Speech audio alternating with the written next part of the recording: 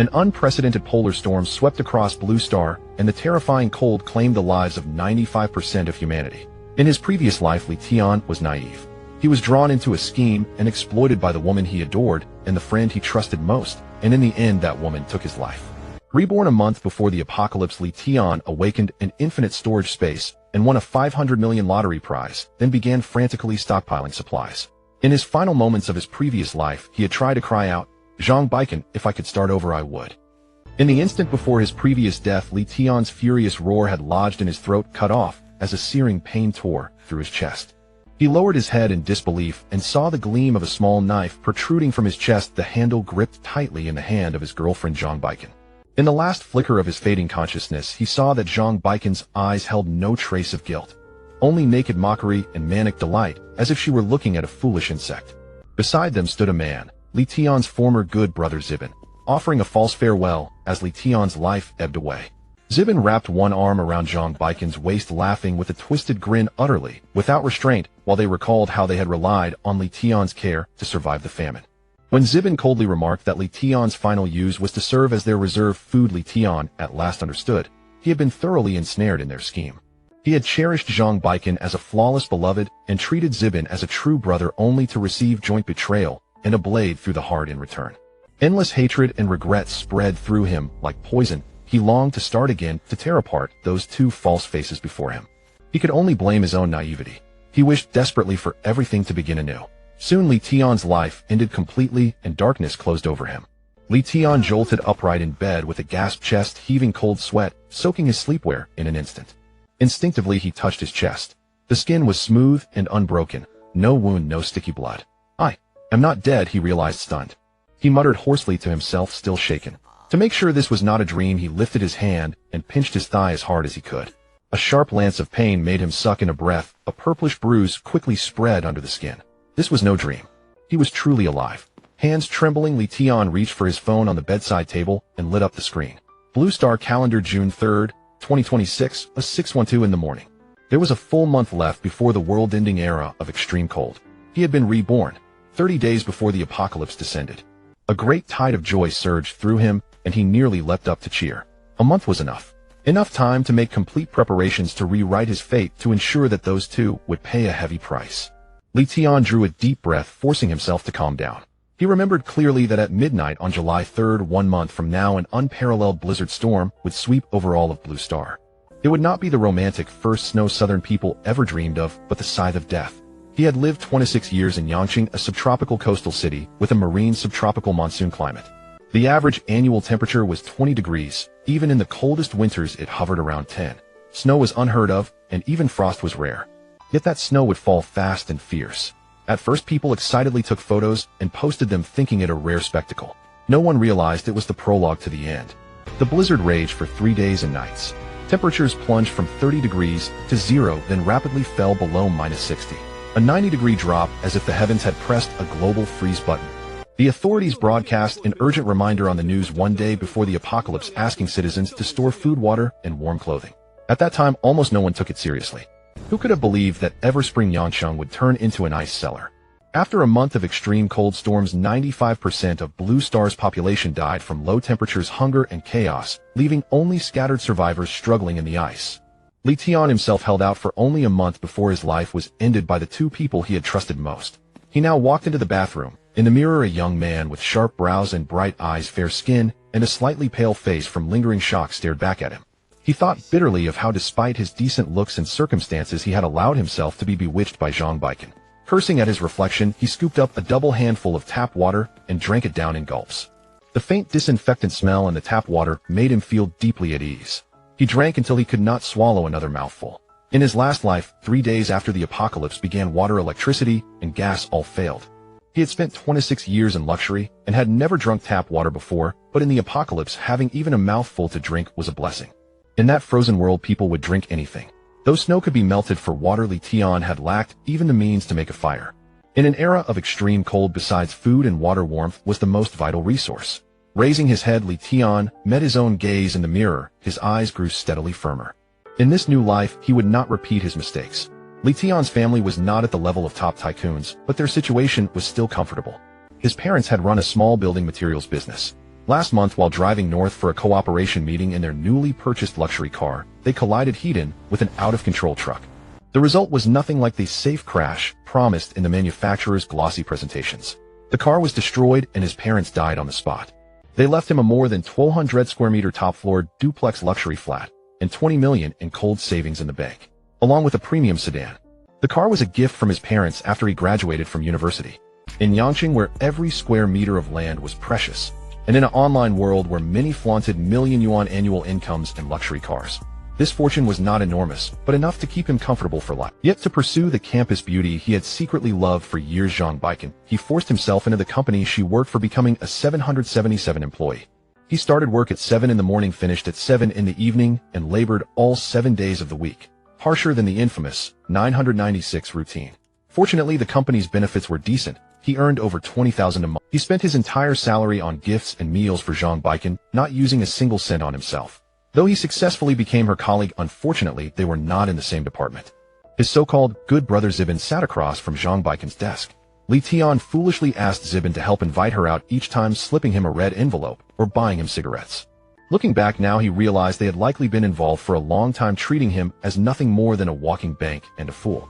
𝑃 pretended to be his girlfriend, slowly draining the 20 million from his account.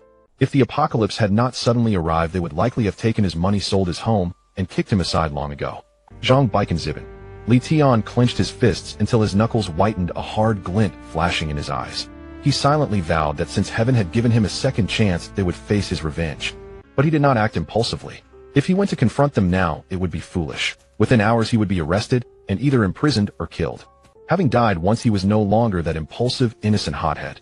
Revenge would have to wait until the apocalypse broke all order. Then he could punish them however he pleased. For now, the most important task was to prepare for the extreme cold apocalypse a month away. He not only had to survive, but live better than anyone. Since he had been reborn, Tian intended to become a leader among survivors in the new world. The struggle of his previous life in the apocalypse had been unbearable. Shivering under 3 layers of blankets in -60 degrees, gnawing bark and chewing roots for food, only to be betrayed by those he trusted. He did not want to live a single day like that again. Money. Supplies. Tian frowned. 20 million sounded like a lot, but it was far from enough if he wanted to stockpile resources on a grand scale before the apocalypse. He needed enough food to last a lifetime, ample heating equipment, and fuel every survival tool he could think of, and even weapons for self-defense. But where could he store so many supplies? This more than 200 square meter flat seemed spacious, yet it was nowhere near enough if filled with goods. Renting a warehouse was an option, but concentrating so many supplies in one place would make it easy for others to target him after the apocalypse. Far too unsafe. As he struggled with the problem of storage, a strange consciousness suddenly surged into his mind, and the scene before his eyes shifted in an instant. He seemed to be standing in a boundless white space, smooth ground underfoot, nothing anywhere around him, so quiet he could hear his own heartbeat. Where's this? I want to go back. Panicked, Tian shouted, and the vision vanished abruptly. He was once more in the bathroom, his reflection pale in the mirror. Could that place be a storage space? A daring thought surfaced in his mind. He focused his will, trying to enter the space again. Sure enough, the world around him once more became that white expanse. He entered and exited it a dozen times before he finally calmed the surge of excitement in his heart. It was as if a pillow had been delivered when he was drowsy. With this infinitely large personal storage space, the problem of stockpiling supplies was instantly solved. Tian immediately began testing the space's functions. He fetched a bottle of soda and an ice cream from the refrigerator, focused on the word store, and in the next instant the items vanished from his hands. He then willed the word retrieve, and the soda and ice cream reappeared out of thin air in his grasp. It's so easy, he thought, eyes lighting up. He eagerly tried storing larger items, the sofa, washing machine, laptop. Regardless of weight, as soon as he willed it, the objects vanished into the space and appeared again when he summoned them, landing precisely where he directed. He found that the storage range was about 10 meters. Beyond that distance he could not operate. Yet the space was not omnipotent. He attempted to store bathroom tiles, bedroom flooring, and even the security door, but all attempts failed. It seemed he could not store anything that was fused with the building. Only independent objects would respond. Right, preservation. Tian suddenly remembered something and hurriedly retrieved the soda from the space.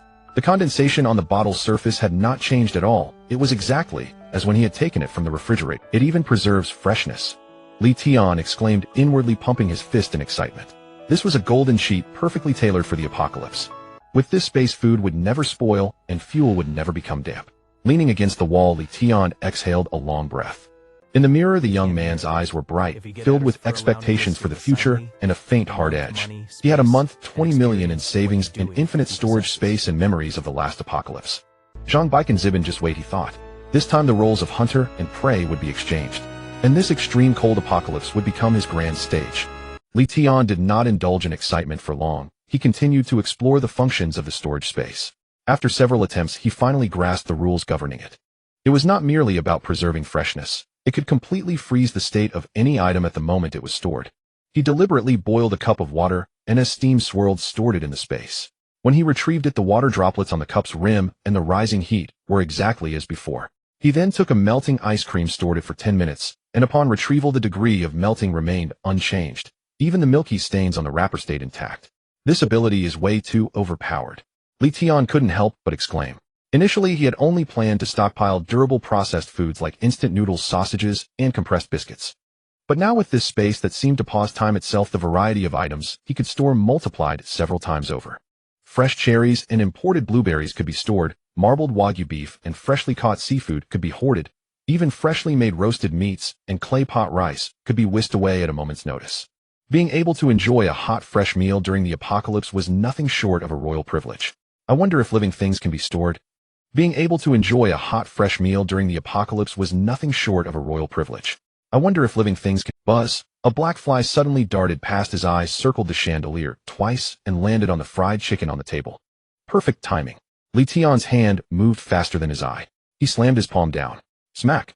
After the crisp sound, the fly toppled onto the table, one wing broken off. The remaining wing flapped uselessly as its body writhed and struggled against the surface. Tian focused his mind, staring at the still twitching fly, but the space remained unresponsive and the fly continued to flounder in place. Useless thing, he muttered under his breath, unsure whether he meant the fly or the space. He stomped his foot, grinding the black speck of a body into a smear on the floor. He tried again, and this time the fly's corpse was smoothly absorbed into the space. So living things really won't work. Though disappointedly, Tian had expected as much. If he could store living creatures, wouldn't he be able to hoard a harem of women ready for his taking? No, he needed to stay grounded and focus on stockpiling supplies. Suddenly, a shrill ringtone shattered his train of thought. The caller ID on the screen made him frown deeply. Stupid fat pig. It was his direct superior at 𝑃 Corp. Department Manager Lin Fan. Tian hung up immediately, but the ringing followed like a death knell, relentless and persistent like a fly that couldn't be swatted away. Damn it, is there no end to this? Annoyed beyond measure, Tian finally answered. Before the other party could speak, a torrent of curses erupted from the receiver. Tian, are you asking for death? How dare you hang up on me?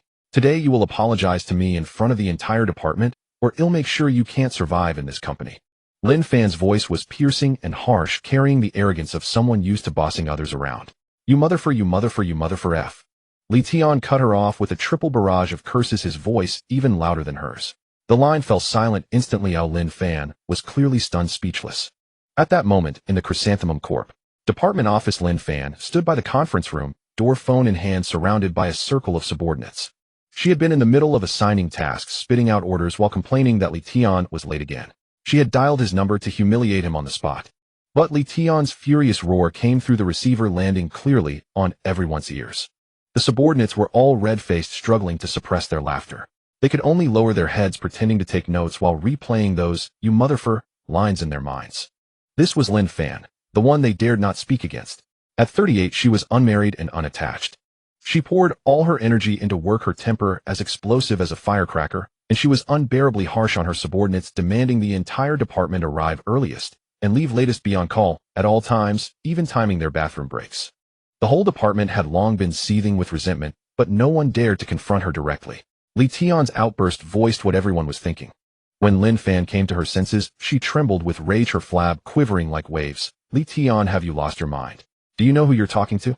I'm talking to an old woman whose water and electricity have been cut off. Tian sneered, going all out. Your weight is bigger than your height, your face wider than a basin. A stumpy dwarf who only grows sideways. No one wants you, so you take your frustrations out on your subordinates. The calluses on your hands must be thicker than a city wall from all that self-comfort, huh? Who do you think you are? You think you're worthy of my answering your call, and you dare threaten me. If I looked like you, I'd have slammed my head into a wall and died long ago. You're a waste of air alive, a waste of land dead. Even breathing is too much effort for you. Li Tian cursed for dozens of lines without repeating himself, attacking her appearance, her character, her work, and her personal life. Every word lashed like a whip across Lin Fan's face. Lin Fan tried to interrupt, but his voice drowned her out completely. She could only stomp her feet in place, clutching the phone, her face cycling from red to purple to black like a dirty rag wrung repeatedly. The subordinate's shoulders shook even harder, some even coughed to hide it. At last Li Tian took a deep breath, feeling all the pent-up frustration in his chest dissolve. So this was how satisfying it felt to tear into a scumbag boss. In his past life, he had endured Lin Fan's harassment over and over just to stay close to 𝓃. Looking back, it was laughably foolish. After the outburst, Li Tian felt much lighter. Even his resentment toward 𝓃 and the capitalists had lessened.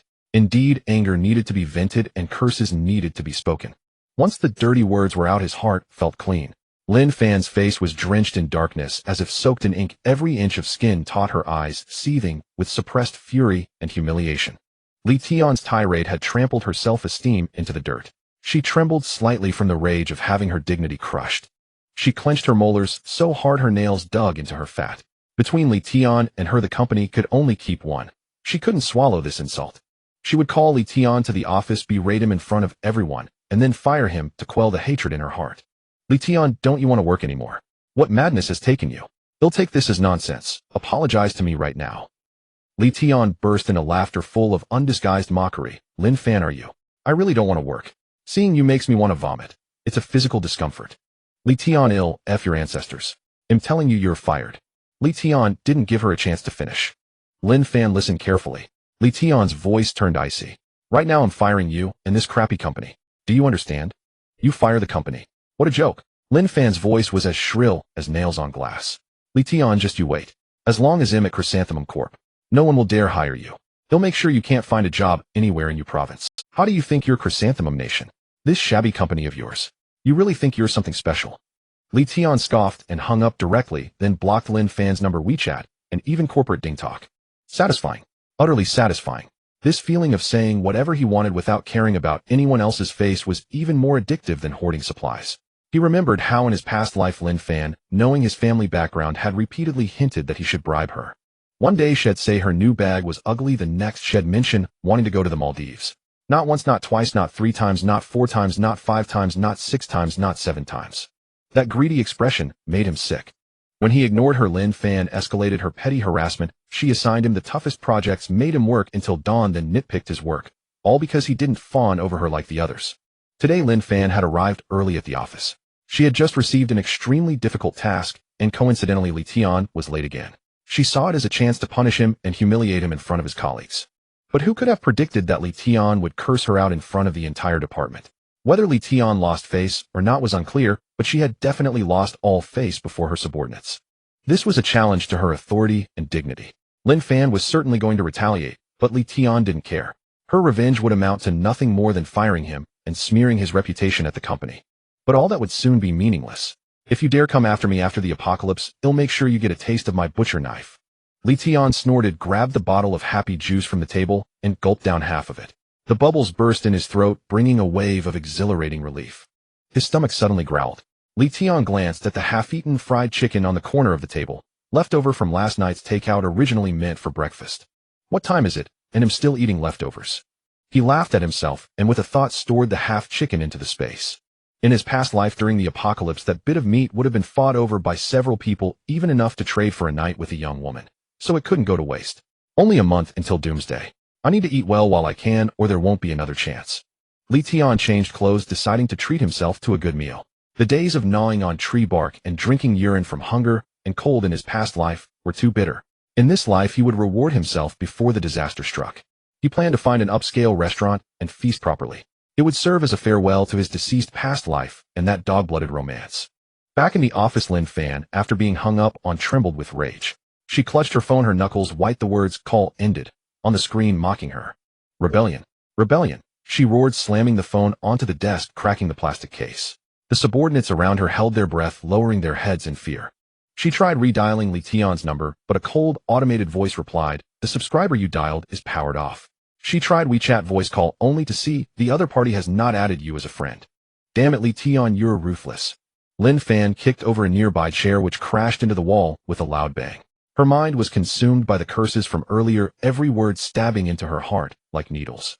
What she cared about most was being called fat, old, and unwanted. They'll make him disappear. Right now. Lin Fan in her high heels stormed toward the HR department, her flab bouncing with every step. She couldn't wait another second. She had to fire Tian immediately and issue a company-wide reprimand to ruin his reputation. Ha ha ha. Once Lin Fan was gone, the subordinates couldn't hold it in any longer and burst out laughing. I never knew Tian's tongue was so venomous. This guy's a genius at cursing. So satisfying. Tian said exactly what was on my mind. He's pissed off Lin the Leech, he's definitely getting fired. But that kid's got money. As soon as Lin Fan stepped out of the office, a stifled burst of laughter erupted behind her. Not loud, but sharp enough to pierce. Bang! Lin Fan kicked the office door open. Silence fell instantly, no one spoke, all fully immersed in their work. At least that's how it appeared to Lin Fan. What are you laughing at? She barked, her voice distorted with fury. The subordinates looked up, feigning innocence. Lin Fan glared at them, her eyes like poisoned daggers. Who was laughing? Step forward. No one answered. Everyone either stared at their computer screens or picked at their fingernails as if the laughter had been a hallucination. 𝓃. Lin Fan suddenly called out, pointing at a bespectacled boy in the corner. I saw you laughing. Tell me, what are you laughing at? 𝓃 stood up slowly, adjusted his glasses, and said matter-of-factly, Sister Lin, I wasn't laughing. I clearly heard you. Maybe Sister Lin misheard. 𝓃 remained expressionless. Besides, it's not yet work hours. Laughing isn't against the rules, is it? I asked you what you're laughing at. Lin Fan's voice rose an octave. 𝓃 thought for a moment and replied seriously, I remembered something happy. What happy thing? My wife gave birth. Lin Fan's face turned green with rage. She pointed at 𝓃's nose and cursed. You're not even married, where the hell is your wife? Sister Lin, can it be in a dream? 𝓃 shrugged, looking innocent. You can't control what people dream about, can you? You. Lin Fan was choked, speechless, her chest heaving violently. Finally, she slammed the door shut and stormed off toward HR. The moment the door closed, the office erupted in thunderous laughter, louder and more unrestrained than before. Lin Fan, hearing it from the hallway, quickened her pace, her flab jiggling as if about to fall apart. Only one thought consumed her, fire Tian. He must be fired. Tian pushed open the unit door, the morning sunlight spilling over him, yet failing to dispel the heavy gloom that set him apart from his surroundings. The neighborhood was brimming with the warmth of everyday life. School children in uniforms chattered as they headed off together. Elderly folks pushing strollers ambled slowly, coaxing giggles from the babies inside. Housewives carrying grocery bags chatted loudly with neighbors about last night's TV drama. These people wore the simplest smiles, utterly oblivious to the apocalyptic deep freeze that would engulf the world in a month. Their lives ran as steadily as clockwork, gears turning with routine, never imagining fate could suddenly derail. Watching this, Tian unconsciously slowed his steps. Had he not been reborn, he too would be foolishly heading to work at Chrysanthemum Company, still groveling before 𝓃, ignorant of the impending death.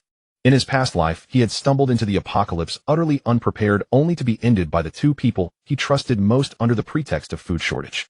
He knew all too well that food shortage was merely a facade.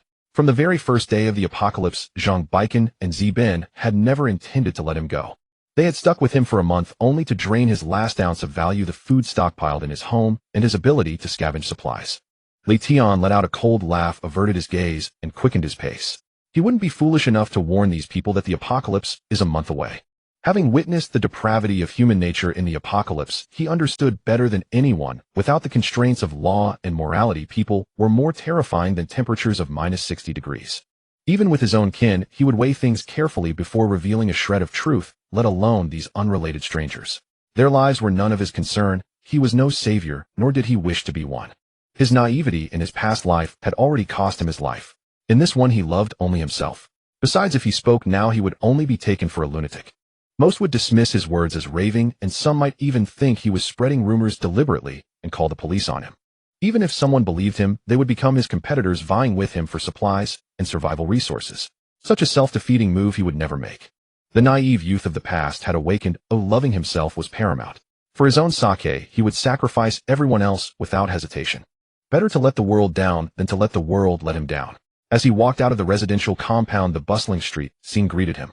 Tian's residence, Yulanshan compound, was a renowned upscale community in Yangqing, boasting an excellent location just a few hundred meters from a Michelin 3-star Western restaurant. A meal there would cost at least a few thousand, easily exceeding 10,000, something the former Tian could never bring himself to spend. But today he would indulge. Having returned from the dead, Even if he was alone, he deserved a proper celebration. Pushing open the restaurant's heavy glass door, the melodious strains of a violin enveloped him. Warm amber lighting, exquisite tableware, and a floor polished to a gleam. Every detail exuded refinement and expense. Tian found a seat by the window, overlooking the bustling traffic outside.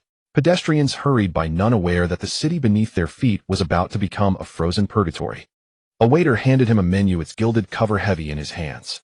The restaurant's service was exceptionally attentive, with a dedicated server for each table, though the 15% service charge deterred many.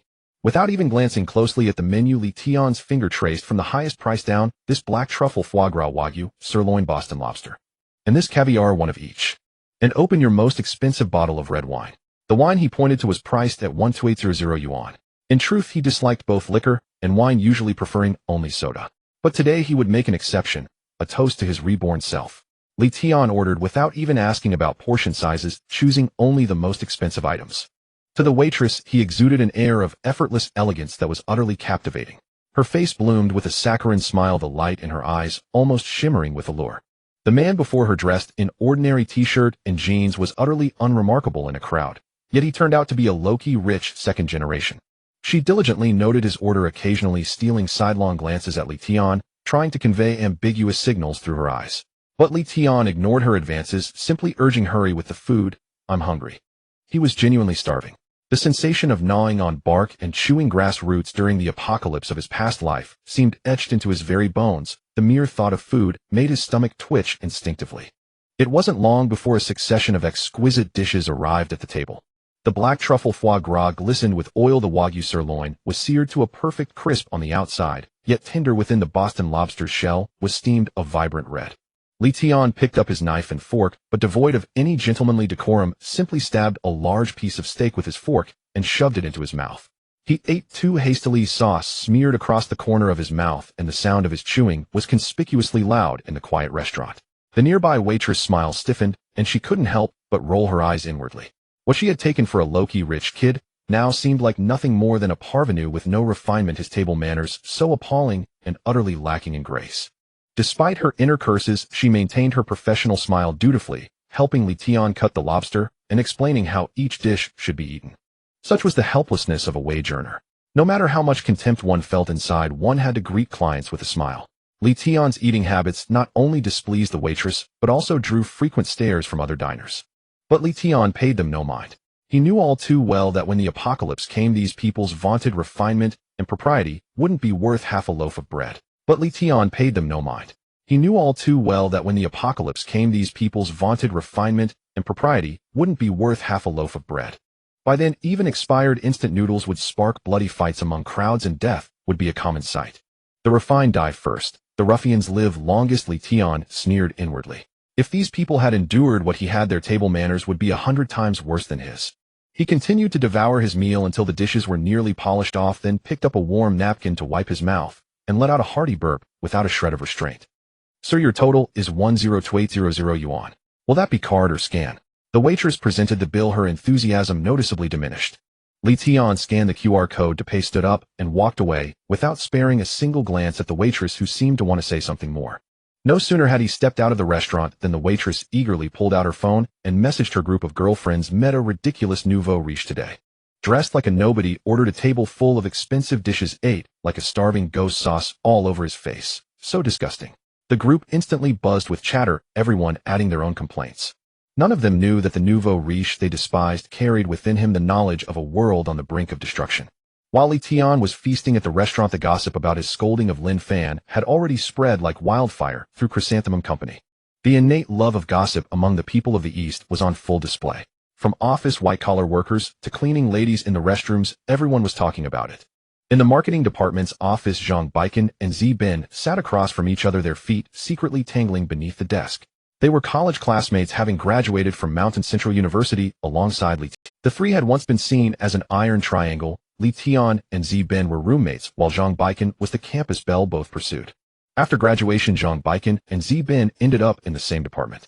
With the advantage of proximity and Zi Bin's silver tongue, Zhang Baikan soon accepted his pursuit. However, Chrysanthemum Company had a rule against office romances, so the two had to date in secret, unnoticed even by their closest colleagues. Unaware of this, Tian had launched an ardent pursuit of Zhang Baikan. He unfailingly brought her breakfast every day, invited them both out for dinners and movies on weekends, and always insisted on paying. Zhang Baikan had initially wanted to reject him outright, but just then Tian's parents died in a car accident, leaving him an inheritance of 20 million yuan. Upon learning this, Bin immediately advised Zhang Baikan, "Don't reject him, keep stringing him along. Now that he's rich, we can milk him for all he's worth." From that day on, the two treated Tian like an ATM, enjoying his generosity while mocking his foolishness behind his back. "ZZ, is it true that Tian yelled at Lin Fan?" Zhang Baikan gently nudged Bin's calf with her toe, her voice barely a whisper. Bin let out a scornful laugh, his eyes full of contempt. "Of course it's true. He's always been a brainless fool. It's no surprise he'd do something like that. Now he's finished in Yangqing. No major company will want him." He paused, his tone dripping with superiority. "He was just lucky to be born into money. Without that, he wouldn't even be fit to polish our shoes." He had never considered Tian a brother. His friendship with Tian in college was merely because Tian had a monthly allowance of 8 or 9,000 yuan, more than 4 times his own. Whenever he craved good food or wanted to go out, he would persuade Tian to treat, and Tian, who valued brotherhood deeply, always paid willingly. "Exactly. He buzzes around me like a fly all day, it's so annoying," Zhang Baikan said in a coquettish tone, though a hint of smugness lurked in her eyes. She enjoyed being pursued by Tian, yet resented his clinginess. Now that he was fired, she actually felt relieved. Bin's thoughts, however, were different. He hadn't yet fully secured Tian's 20 million, and Tian's rash actions had disrupted his plans. In his eyes, Tian didn't deserve that money. Those assets should have been his. He was smarter than Tian, more calculating. Only he was worthy of the status of rich man. "Chen, has Tian messaged you?" Bin pulled out his phone and refreshed WeChat several times, but saw no message from Tian, a flicker of unease stirring within him. In the past, no matter what happened, Tian would always tell him first, if not for advice, then to show off. But today half the day had passed, and Tian hadn't sent a single message. "No," Zhang Baikan said, also checking her phone. "Aren't you his best friend? Why isn't he telling you?" Bin frowned, his unease deepening. After a moment's thought, he said to Zhang Baikan, "Send him a message and ask what's going on." Though reluctant, Zhang Baikan obediently opened WeChat and sent Tian a message. "Tian, I heard you had a falling out with manager Lin. What really happened? Bin and I are really worried about you." After sending the message, she placed her phone on the desk, waiting for Tian's reply. She expected Tian to reply instantly, as he always did, complaining about Lin Fan, and perhaps even asking her out to clear his head. At that moment, Tian had just reached the street when his phone rang. He picked it up. The screen showed Zhang Baikan's name, her message brimming with concern.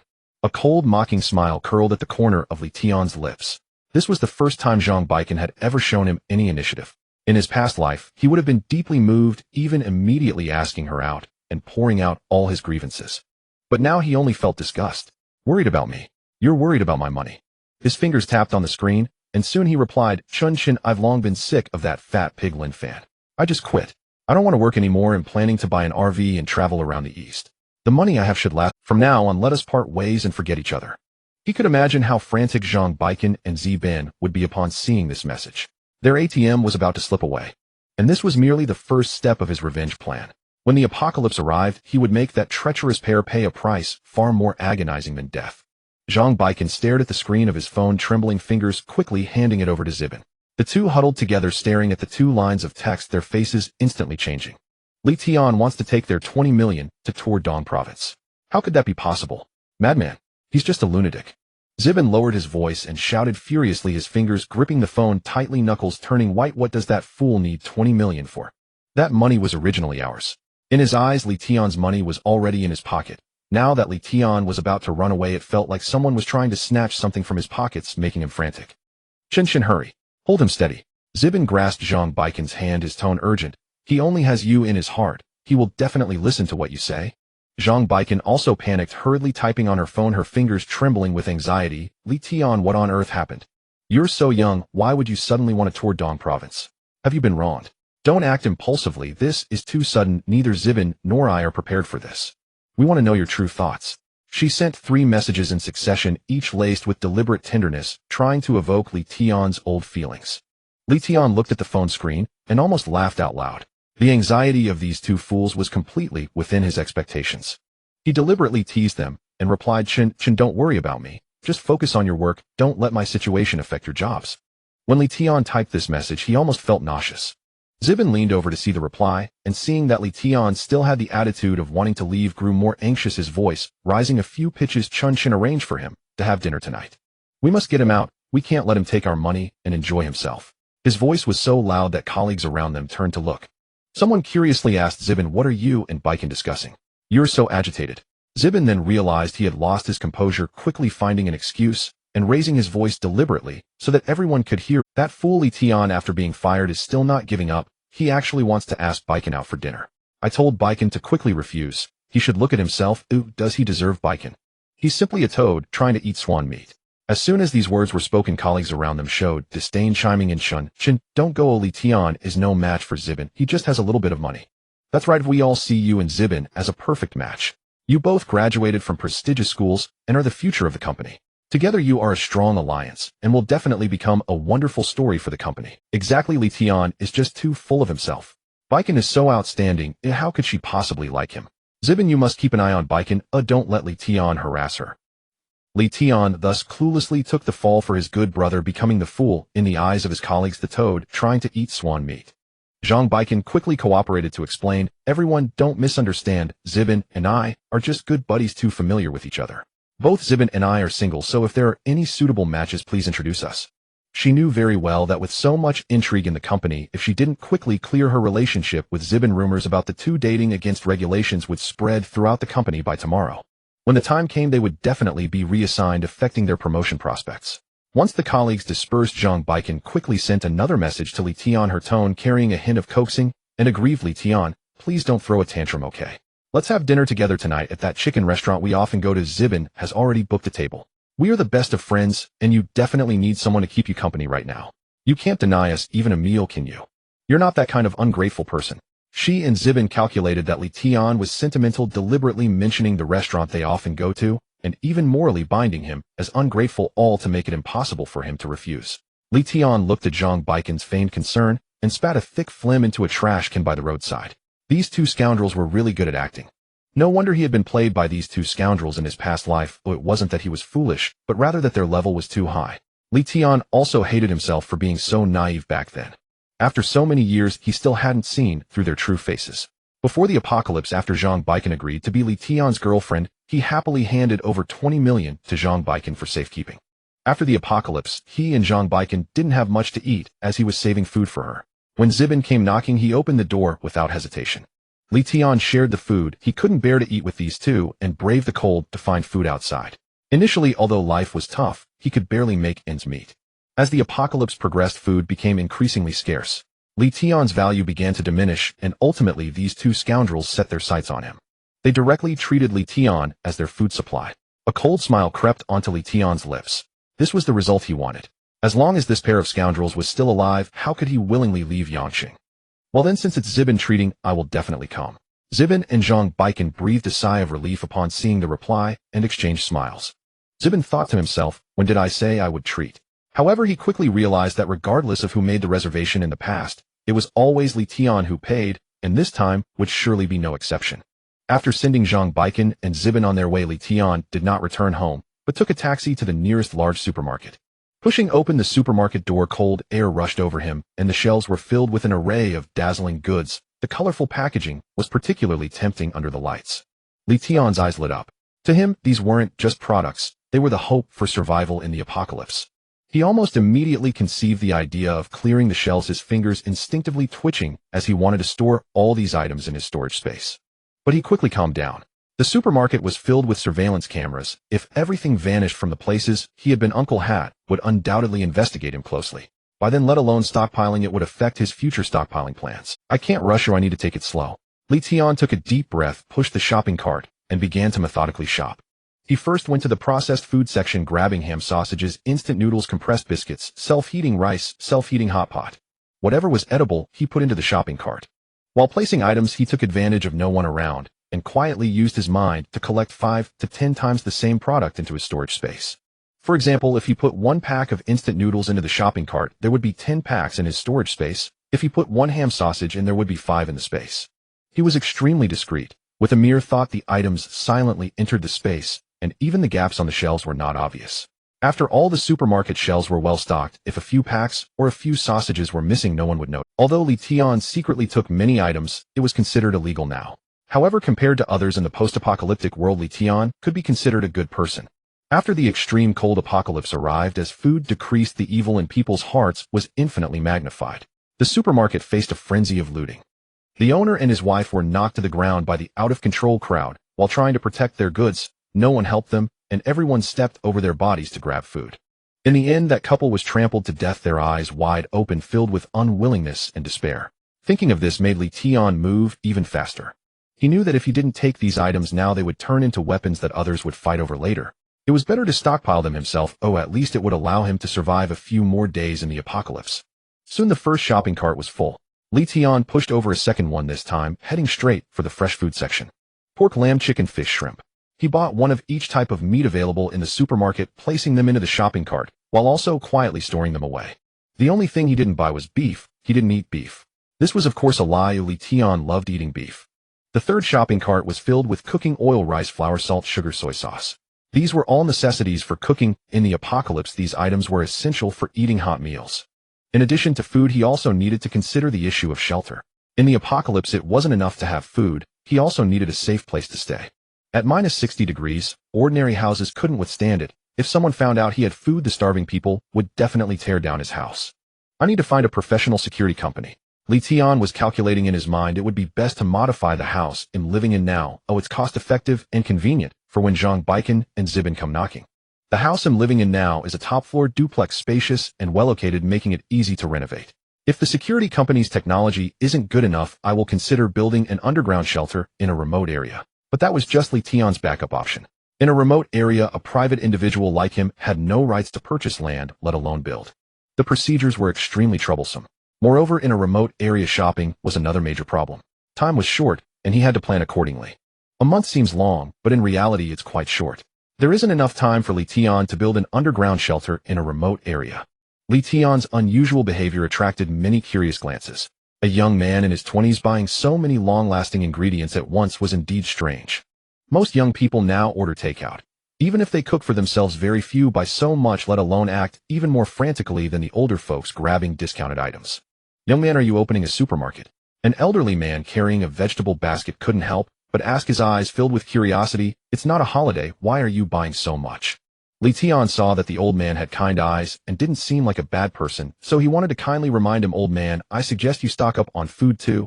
There might be a natural disaster in a month, so it's better to be prepared. Unexpectedly, the old man became angry upon hearing this and glared at him, saying, young man, how can you speak like that? A natural disaster? I think you've read too many novels. Quickly uninstall those trashy novels from your phone. Stop thinking about all these nonsensical things. Tian was stunned. How could this old man even know about trashy novels? Uncle, I'm telling the truth.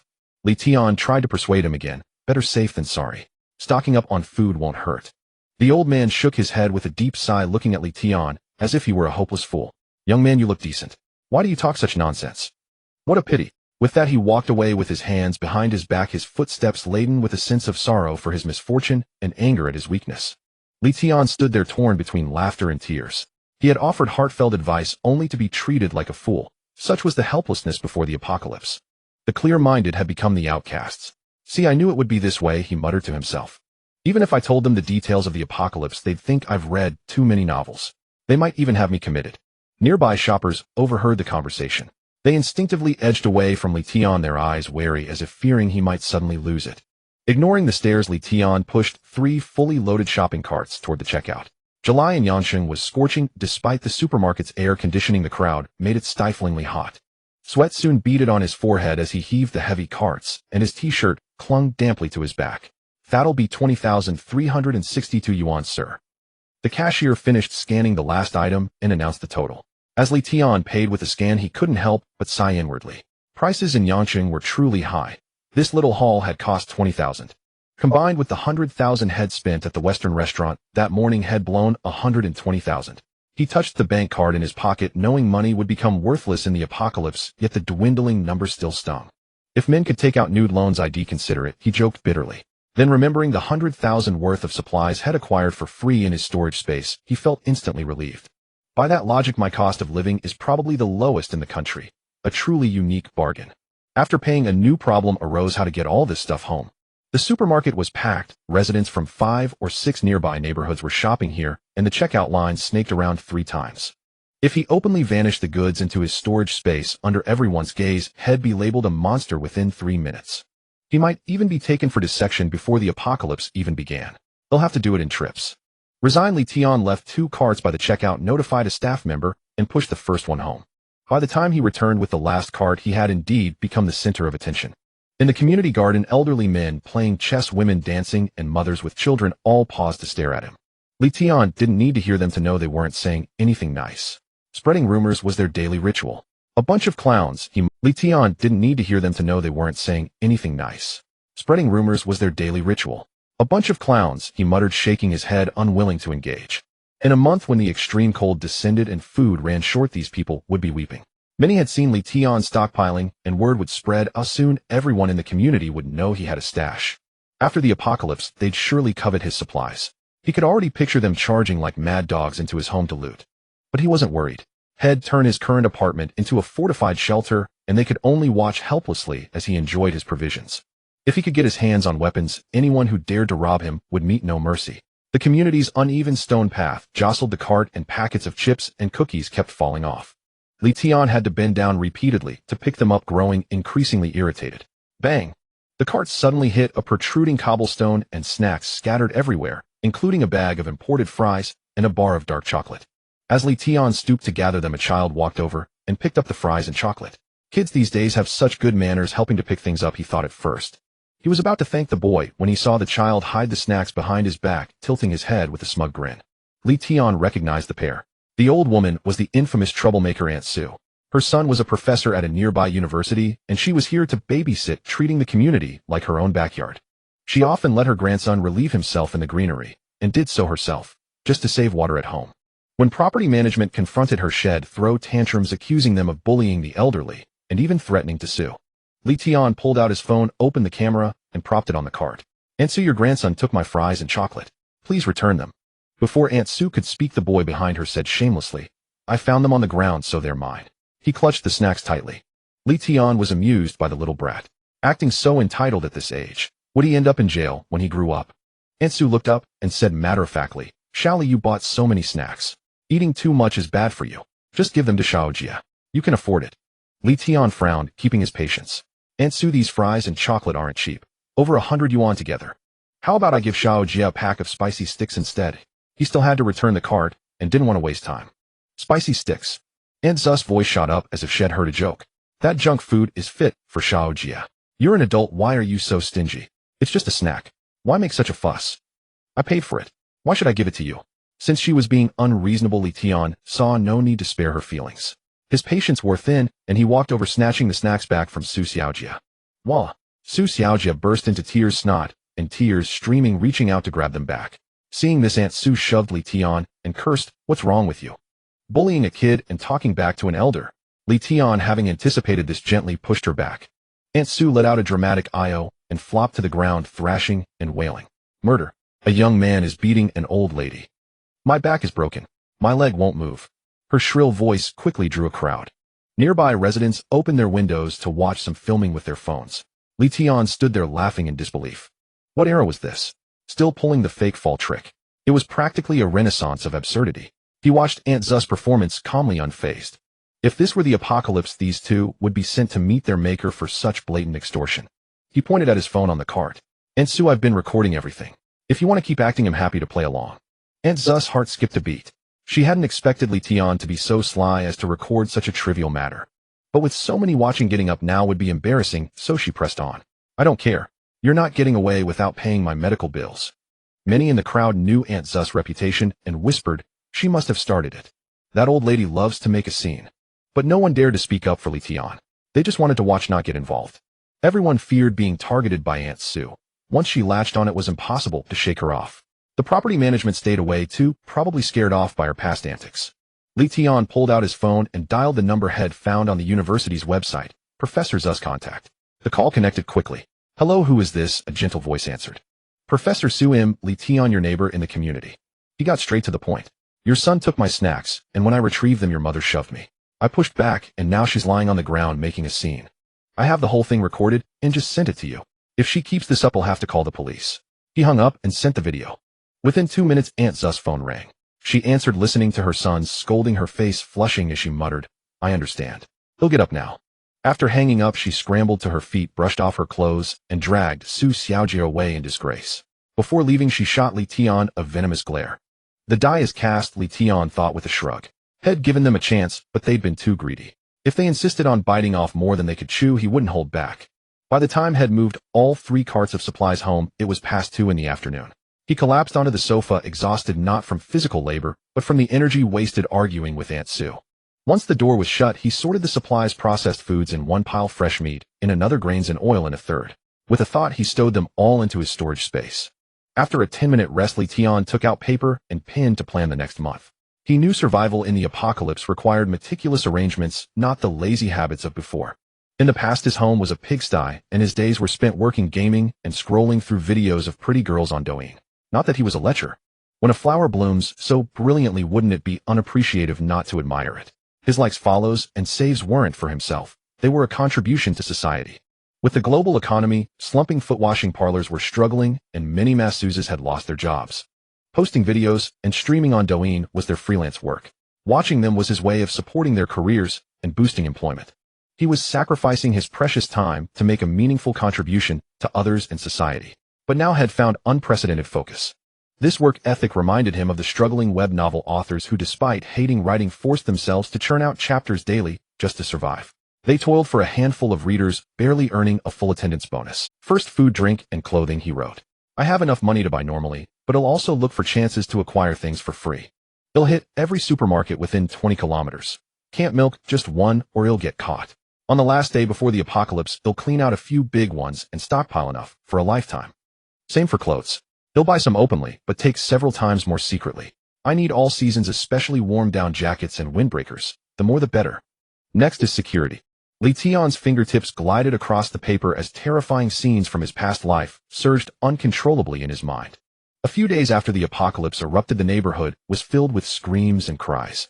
The security door of a neighbor's house was hacked open by a frenzied crowd, men beaten to death with blunt objects, women dragged away by their hair. The heart-wrenching cries still echoed in his ears.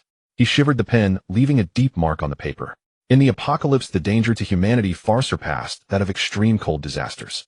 The evil of human nature, unrestrained by law, was more despairing than the temperature plummeting to -60 degrees. "I must transform the house into a steel fortress." He forcefully wrote these words on the paper, his gaze resolute. "A doomsday fortress that cannot be breached by anyone." To achieve this goal, a regular renovation company simply wouldn't suffice. He needed a professional security company utilizing military-grade steel plates and alloy materials, not only to resist prying and bullets, but ideally to withstand general explosives as well. This was not just Li Tian being overly concerned. In the apocalypse, humans would do anything to survive. Some lightweight weapons like guns and grenades had already emerged. It's important to know that Dongda is a gun-restricted country. Li Tian's demands were not high, he simply wanted to live. He understood the taste of death all too well, the excruciating pain of a knife piercing his chest, the coldness of blood lost, the despair of betrayal by those he trusted most. He never wanted to experience that again. That feeling was dreadful. He had to think of every possible way to procure enough weapons for his protection. As a major city in the south of Dongda, Yangqing surely had security companies that could handle such business. The wealthier a person is, the more afraid they are of death. Some wealthy individuals even build private shelters in advance, and these companies survive on that. Typically, they don't open unless they have a project, but the barriers to entry for such companies are extremely high. Not only do they require money, but they also need special channels to procure high-strength materials, and more importantly, they must complete the work within a month, making it exceedingly difficult. When Li Tian was working at the Chrysanthemum Company, he had heard colleagues talk about such companies, but he hadn't paid much attention at the time. In his past life, he had seen news on tomorrow's headlines about a foreign tycoon building a super fortress capable of withstanding a small nuclear bomb. At that time, he thought it was fake news. Now he realized it could very well have been true. "Unfortunately, I don't have that much money." He shook his head in resignation. "A fortress of that level cannot be built with less than several billion. My 20 million isn't even enough for the initial costs." He pulled his attention back to reality, jotting down the keywords electricity and heating on the paper. After the apocalypse, there would definitely be cuts to water and electricity. Heating could only rely on coal, and the best option for electricity was a generator, which required hoarding a large amount of diesel. After the apocalypse, there would definitely be cuts to water and electricity. Heating could only rely on coal, and the best option for electricity was a generator. Finally, he wrote down the word weapons at the bottom of the page, his brow furrowing. Truth is fastest beyond 10 meters. Within 10 meters, it is both fast and precise. He still vividly remembered this famous saying. This left Tian in a quandary. In Dongda, only the rich or criminals could possess guns. He had no opportunity or means to come into contact with such things. However, this was also a problem that had to be solved, and he couldn't be careless. After the apocalypse, humanity lost its moral constraints. Battles over resources and women were commonplace. Saying that lives were as fragile as grass would not be an exaggeration. To survive and possess adequate self-defense capabilities, one must have powerful weapons. Tian recalled another classic saying from the apocalypse. While neighbors hoard food, I hoard guns. Neighbors are my granaries. To avoid becoming someone else's granary, he must possess weapons. The importance of weapons is as great as that of food and water. Tian was a frail scholar. Moving 3 carts of supplies nearly sent him away again, and he was weaker than most. However, the critical parts were all muscle. He wasn't weaker than anyone in that regard, just weaker than the readers. Without weapons, he felt no sense of security. He needed to take advantage of the month ahead to train his body and purchase weapons. Knives, axes, compound bows are easy to get, but they're simply not enough. Tian rubbed his temples. If I encounter someone with a gun, these weapons would just be sticks for roasting fire. After thinking for a long time, he still couldn't find a way to acquire real weapons, and had to set it aside for now. He spent an entire afternoon filling 10 pages of A4 paper detailing everything from the supply list to the shelter renovation plan, and even the physical training regimen. After finishing, he looked at the densely packed words, and felt like half his brain cells had died. It was more exhausting than working overtime at the company writing reports. Tian rarely cooked. He either ordered takeout or ate out. His cooking skills were almost non-existent. Suddenly he had a bright idea. Since the storage space could maintain the original state of items, why not directly order ready-made meals? This way, after the apocalypse, he could have hot meals at any time without having to cook. I truly am a genius. Tian excitedly clapped his hands and immediately picked up his phone to call several nearby Sichuan and Hunan restaurants he often visited. He ordered 1,000 tables of meals in one go, each table costing 3,000 yuan, totaling 3 million, though he only paid a 2,000 yuan deposit. Money really does fly away quickly. After hanging up the phone, Tian looked at the balance in his bank card and couldn't help but sigh. But when he thought of the meals that would soon fill the storage space, he felt it was worth it. After the apocalypse, these meals would be more valuable than gold. The restaurant owner who received the order was already overjoyed. Such a large order was something they wouldn't encounter even once a year, so they immediately began preparations, contacting suppliers to purchase ingredients, temporarily hiring chefs, clearing out storage to prepare for the meals, vowing to execute this. By 6 p.m., Tian's phone rang. It was Baiken calling. Chinchin, are we not working overtime today? Tian pretended to be surprised. Overtime? What's more important than you? Baiken's voice was sweet to the point of being cloying. Capital and I have both taken leave. We're already on our way. Let's meet at the restaurant. How about we forget it? I don't want to affect your work. Tian deliberately dragged it out, wanting to see their reaction. Sure enough, Baiken's voice immediately became urgent. It won't affect anything, not at all. Brother Tian, you absolutely must come. A capital, and I have been worried about you all day. All right, see you soon. Tian reluctantly agreed. On the other end of the phone, Baiken and Capital exchanged glances, both relieved. Tian's earlier hesitation nearly made them think their plan was going to fall apart. He arrived at the Firewood Chicken restaurant half an hour early, but didn't go inside. Instead, he sat in the neighboring milk tea shop, observing the activity inside through the glass window. Capital and Baiken had already arrived, both fidgeting anxiously, occasionally craning their necks to look at the door, and then whispering to each other, their faces filled with worry. Tian watched them for over 20 minutes until Baiken called for the 3rd time, before he leisurely stood up and walked into the restaurant. In truth, he was deliberately keeping them waiting, not only to play with these 2 clowns, but also for mental preparation. Just thinking about how in his previous life he had been swindled out of all his money by these 2 and ultimately stabbed to death made his chest feel like it was on fire, his fists clenched tightly, knuckles turning white, teeth grinding. Just a few more days. Once the apocalypse arrives, I will personally slaughter you both. Tian silently vowed in his heart, taking a deep breath to suppress the murderous intent in his eyes, feigning a hurried appearance as he pushed the door open. Chinchin, Capital, I'm sorry, I got caught in traffic. He smiled as he walked over. Traffic, my ass. It's only 3 kilometers from your place. We came 6 kilometers without any traffic. Capital cursed inwardly, but forced a warm smile, standing up to give Tian a big hug. It's fine, it's fine. Good buddies don't care about this kind of thing. We've been worried about you all day. Tian also hugged Baiken, deliberately holding on for 5 minutes before letting go. He could clearly see Capital's face darken for an instant, but he quickly concealed it. For the sake of money, he could only endure. Once the 3 sat down, Baiken spoke first, his tone laced with concern. Brother Tian, don't you really want to continue working at the chrysanthemum company? That company has good benefits, it's just that there are too many overtime hours. Tian nodded, sighed, and replied, I've already scolded that old woman Lin Fan terribly. If staying there won't lead to anything good, it's better to resign. Then what are your plans next? Capital quickly followed up, his eyes filled with urgency. I plan to sell the house, go traveling, and also cultivate my mind and body. Tian intentionally threw out bait, watching their reactions. Are you crazy? Capital immediately raised his voice, pretending to be exasperated. You're still young, it's the time to strive. How can you seek enjoyment? That's right, Brother Tian. We are the future of the country and the hope of the nation. We must work hard. Zhang Baikan chimed in. Tian couldn't help but sneer inwardly, but on the surface he earnestly countered, this is also a contribution to society. By vacating my position, I can alleviate employment pressure. Traveling can stimulate consumption and boost economic growth. Besides, I have enough money to last a lifetime. Spending 300 a year, I could last for 90 years. He paused, deliberately looking at Zhang Baikan with a deep gaze, and my heart only holds Chunchun. Since Chunchun doesn't like me, I don't want to get married. Living alone is just fine. This statement directly cut off Capital and Zhang Baikan's forthcoming excuses about marriage requires money, and raising children requires money. The two were left dumbfounded, exchanging glances, momentarily at a loss for words. Tian looked at their awkward expressions, feeling secretly delighted.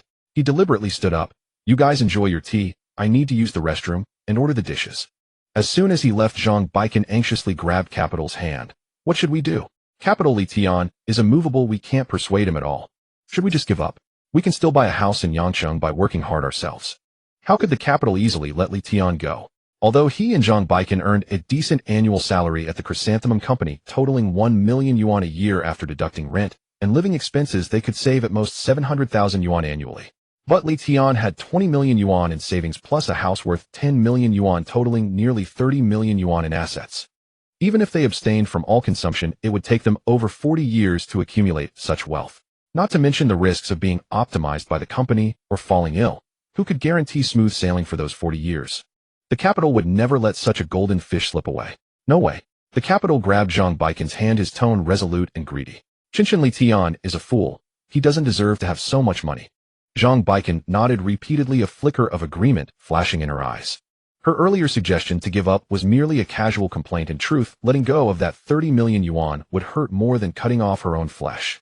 In her eyes, aside from being taller, more handsome, and wealthier than the Capital, Tian had no other merits. He lacked the Capital's ambition, didn't know how to whisper sweet nothings to please her, and couldn't even pick gifts she liked. But I'm truly out of ideas. Zhang Baikan frowned, feigning distress. Tian is impervious to persuasion. Oh, no matter how I try, it's useless. The Capital racked his brain, then suddenly his eyes lit up. Leaning close to Zhang Baikan's ear, he whispered, Chinchin, how about you give him a little sweetness? Hasn't he always liked you? If you relent a bit, say you're willing to give him a chance, he'll surely stay. Zhang Baikan's face darkened instantly. She shook off his hand with feigned displeasure. Capital, I'm your girlfriend. How could you think like? But deep down she wasn't as resistant as she appeared. She still remembered how Tian, joking with the Capital, once boasted about being gifted, claiming his ability was only half of his own. And the Capital, all bravado, always finished in 2 minutes, yet loved to try strange positions and use toys she disliked. A classic case of all talk, no stamina. She had long been dissatisfied with the Capital. If she could use this chance to test Tian, what harm was there? Chinchin, am doing this for our future. The Capital quickly coaxed her, weaving empty promises. Once we get Tian's money and buy a house in Yangcheng, after we marry, I'll entrust all the finances to you. They'll do whatever you say, okay? Zhang Baikan was a pie-eating expert. At work she swallowed her boss promotion pie, now she swallowed her boyfriend's wealth pie. After the Capital's persistent persuasion, she finally reluctantly nodded, all right, but you can't be jealous. The Capital sneered inwardly, but his face showed feigned emotion. How could I be jealous? As long as I'm with you, what's a little sacrifice? Meanwhile, Tian was smoking in the restroom. He rarely smoked before, but after his rebirth, every time he recalled the betrayal and death of his past life, he couldn't help lighting up a couple to calm his nerves. He deliberately stayed in the restroom for 10 minutes, finishing his cigarette before slowly returning. He wanted to give the wretched pair enough time to plot, making the show more entertaining. At the front table, Tian picked up the menu and ordered. Spotting the most expensive dish, little black chicken at 250 yuan per jin, he directly told the waiter, give us 8 jin. The waiter was stunned and couldn't help confirming, sir, there are only 3 of you. 8 jin of chicken is too much. We're regulars, oh we love your chicken.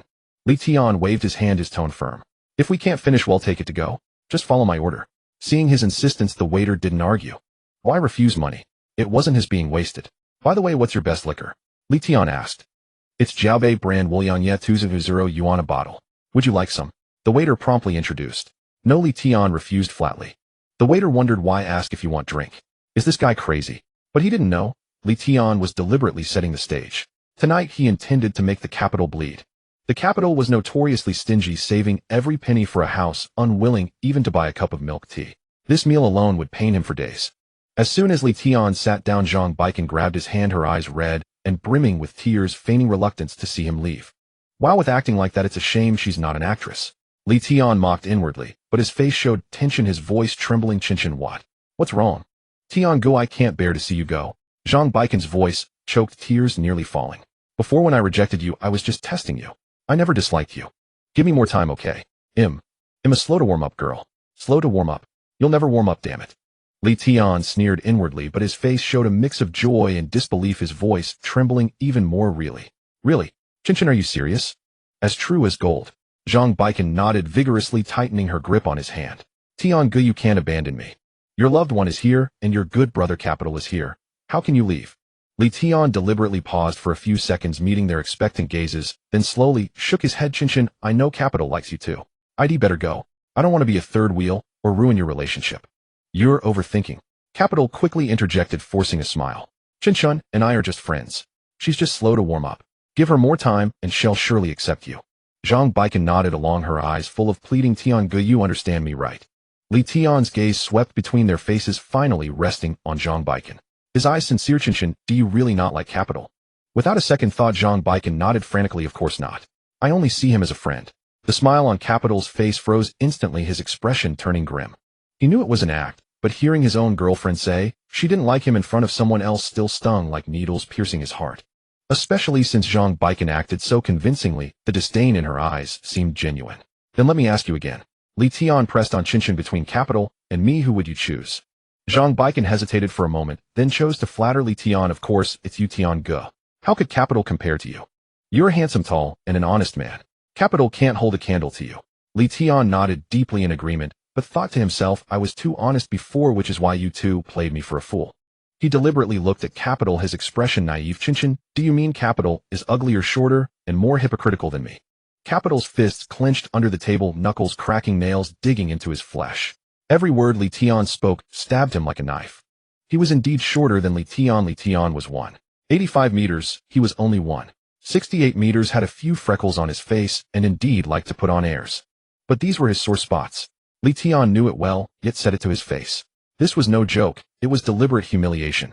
He angrily picked up a piece of chicken and bit into it fiercely, as if the meat were Li Tian and Zhang Baikan, his eyes filled with venom. Even Zhang Baikan felt it was too much and quickly tried to mediate. Tian Gu, Capital is your good brother. How can you say that about him? I'm just stating the facts. Li Tian looked innocent. Qinshan, if you don't clarify, I'll always feel you two are tricking me, making up lies to keep me here. He intended to sow discord, to create a rift between the wretched pair. It wasn't yet time for revenge, but collecting some interest, making them uncomfortable, was still necessary. Cornered, Zhang Baikan had no choice but to continue belittling Capital. Tian Gu, telling the truth. Capital's face is full of pockmarks, he's overweight. How could he compare to you? You're 185 meters tall, he's not even 170 meters. He's no match for you. These words stabbed into Capital's heart like sharp daggers. He was a man of extreme vanity and pride. Zhang Baikan's words were a public slap in the face. His hand under the table was clenched so tight the veins bulged. If not for the thought of Li Tian's money, he would have lost his temper long ago. Seeing Capital's ashen face, Li Tian rejoiced inwardly, but his mouth still played the peacemaker. Qinshan, that's not right. Capital is my good brother. How can you expose his flaws? After all, he's a man with pride. Capital's fingers unconsciously traced the table's underside, a shadow of malice flickering in his eyes. Li Tian, just you wait. Once I get your money, I'll repay today's humiliation tenfold. Zhang Baikan's hand gripping the chopsticks tightened slightly, her heart full of grievance and anger. It was Li Tian who forced her to speak, yet now he turned around and blamed her. He took all the credit while making her the villain. She even vaguely felt that Li Tian had played her, but the thought was quickly suppressed. Li Tian was a fool. How could he have such deep cunning? She must be overthinking. Li Tian had savored enough delight from Capital and Zhang Baikan's forced smiles. It was time to wrap things up. Qinshan, thank you so much for today. He looked at Zhang Baikan with deliberate gratitude in his eyes, then turned to Capital. Capital, thank you too. Come to think of it, this is the first time you've treated us. I should eat more and not waste the opportunity. Believing his scheme's successful, Capital forced a stiff smile. I'm glad you've come around. We're good brothers. Eat all you want. Tonight's on me. His heart bled, but as long as he could keep Tian, this big fish, the cost was nothing. He consoled himself that he had to risk a little to gain a lot. For the rest of the time, the three chatted idly like close friends. Tian ate with relish while Capital and Baiken, each lost in their own thoughts, found the food tasteless. For the rest of the time, the three chatted idly like close friends. Tian ate with relish while Capital and Baiken, each lost in their own thoughts, found the For the rest of the time, the three chatted idly like close friends. Tian ate with relish while Capital and Baiken, each lost in their own thoughts, found the food. Brother Tian, go back and rest well. Don't make Capital and me worry. Baiken immediately put on a concerned expression, but inwardly she was gleeful. She felt she had completely ensnared Tian. Oh, soon those 20 million would be hers. No 30 million plus that house. After bidding them farewell, Tian didn't leave directly. Instead, he went around to the cashier. Waiter, bring me 3 bottles of your best Wolyangye pack to go. The waiter froze. Their Wolyangye cost several hundred more than outside, and few ordered it, let alone took whole bottles away. Most customers brought their own liquor or ordered a few beers. But he dared not question further. He hurried to the storeroom, retrieved 3 bottles of Wolyangye, carefully packed them, and handed them to Tian. Tian strode out of the restaurant with the bottles in hand, unable to suppress his smirk. Instead of going home, he headed toward the nearest supermarket. He stepped into a secluded corner, and with a mere thought, the 3 bottles vanished into his storage space. In the apocalypse, liquor could not only warm the body, but also serve as trade goods. Stockpiling it was never a mistake. He had to seize every second for zero-cost shopping. He couldn't waste a single moment. Along the way, Tian even hummed a tune. Tonight he hadn't just toyed with Capital and Baiken on a whim. Capital was stingy yet prideful, and Baiken's earlier belittling remarks about him must have already sunk deep into Capital's heart. Even if that pair of scoundrels didn't come to blows, they would surely have a huge fight. The thought made him grin even wider. Back at the restaurant, Capital and Baiken approached the cashier with their takeout containers ready to pay. Waiter, we're regulars here. Why did you serve so many dishes? Capital frowned, his tone displeased. He had held back while Tian was there, but now he could no longer contain his irritation. He was treating, but Tian had ordered recklessly. Wasn't that deliberately setting him up? The waiter looked aggrieved. I warned that gentleman when he ordered that the 3 of you couldn't finish it all, but he said he'd pack the leftovers. Capital, forget it. Tian has always been extravagant. Don't argue with the waiter. Baiken quickly intervened, afraid that Capital's fuss would disrupt their subsequent plans. Suppressing his anger, Capital thought it's just a meal, and said to the waiter, settle the bill. He earned over 20,000 a month. Even the most expensive meal would be a few hundred at most. He could afford it. The waiter calculated the bill for over a minute, then looked up with a professional smile. Sir, madam, your total for tonight is 8532 yuan. He'll round it off. You can pay 8500. What? 8500? Are you running a black market restaurant? Capital's temper erupted. He slammed his left hand heavily on the counter, startling the waiter, who shrank back. He had expected at most 700 or 800, not over 8,000. Sir, please don't get upset. We have surveillance footage, and all the charges are recorded. The waiter quickly explained, fearing he might resort to violence. Capital, don't be impulsive. Baiken grabbed his arm and turned to the waiter. Did you make a mistake? Could you have charged us for another table? The waiter handed the bill to Baiken. Miss, we've been in business for over 20 years and have never miscalculated. Please feel free to check. Baiken took the bill and immediately spotted little black chicken, 8,000 yuan. She frowned. How is this chicken so expensive? 250 yuan per gene. Did you add an extra 0? Miss, this is our signature little black chicken, and it's always been this price. Clearly marked. The waiter pointed to the price list on the wall. When that tall gentleman ordered, I specifically confirmed the price with him. He had intended to flatter Tian, but his words inadvertently hit Capital's sore spot. Tall. Wasn't that an insinuation that Capital was short? Capital's face turned ashen and his fists clenched again. Baiken checked the price list on the wall. It was indeed 250 yuan per gene, and had no choice but to let it go. That gentleman ordered it, and took it away. The waiter quickly pulled up the surveillance footage and pointed at Tian on the screen. Look, this is the surveillance video. That gentleman ordered it, and took it away. The waiter quickly pulled up the surveillance footage and pointed at Tian on the screen. Look, this is the surveillance video. It's all clear. On the screen, Tian was indeed walking out of the restaurant with 3 bottles. Capital's expression grew even darker. He said to Baiken, call Tian and ask him what's going on. He had no intention of being the scapegoat. Baiken immediately took out her phone and dialed Tian's number, but all she heard was a cold, automated message. Sorry, the number you dialed is switched off. Sorry. She held the phone, looking at Capital in bewilderment. Zizi, Tian's phone is off. What do we do? Just then a gruff voice rang out. Xiaozhang, what's going on? Why are you arguing with customers? The waiter Xiao Zhang perked up as if he had found a savior and stood up straight. Capital and Zhang Baikan turned to see a man built like a bear approaching. He wore a tight black vest that strained over his muscles, the lines on his arms clearly visible. His bald head gleamed under the lights and beads of sweat rolled down his neck, disappearing into his collar. A green dragon tattoo coiled on his left arm, its scales so vivid they seemed ready to leap from his skin. On his right arm was a white tiger, its stark claws exuding ferocity. His eyes were narrowed with drooping corners that gave him an intimidating aura, and his mouth was perpetually set in a scowl, as if he were always on the verge of losing his temper. Capital and Zhang Baikan dared not meet his gaze after a single glance. This man clearly spelled trouble. He might even be a gangster. Boss, it's like this. The waiter Xiao Zhang quickly recounted the entire sequence of events, emphasizing the dishes and liquor Tian had ordered and Capital's reluctance to pay. The bald boss rolled his neck, producing a series of cracks, and swept a cold gaze over Capital and Zhang Baikan. It's simple. The food and liquor were ordered by your accomplice, so you have to pay. If you don't want, I'll have to call the police. His voice was deep like a drumbeat, unsettling to hear. But he didn't tell us. He acted on his own.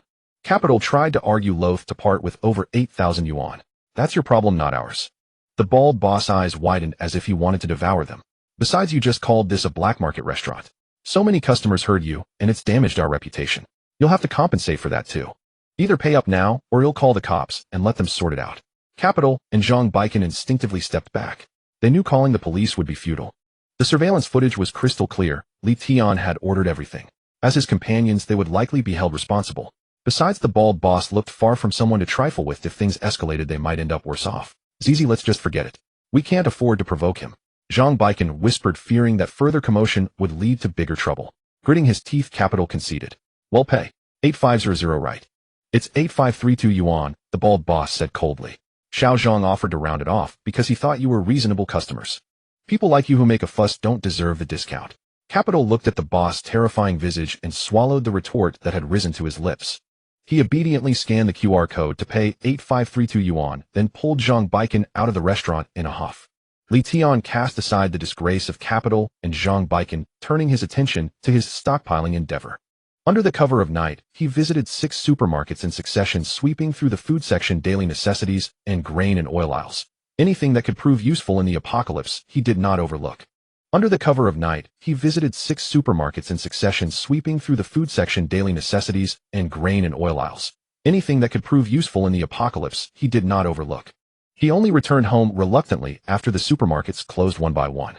That night, he spent over 1,000 openly, but the supplies he took, covertly, were worth over 1 million.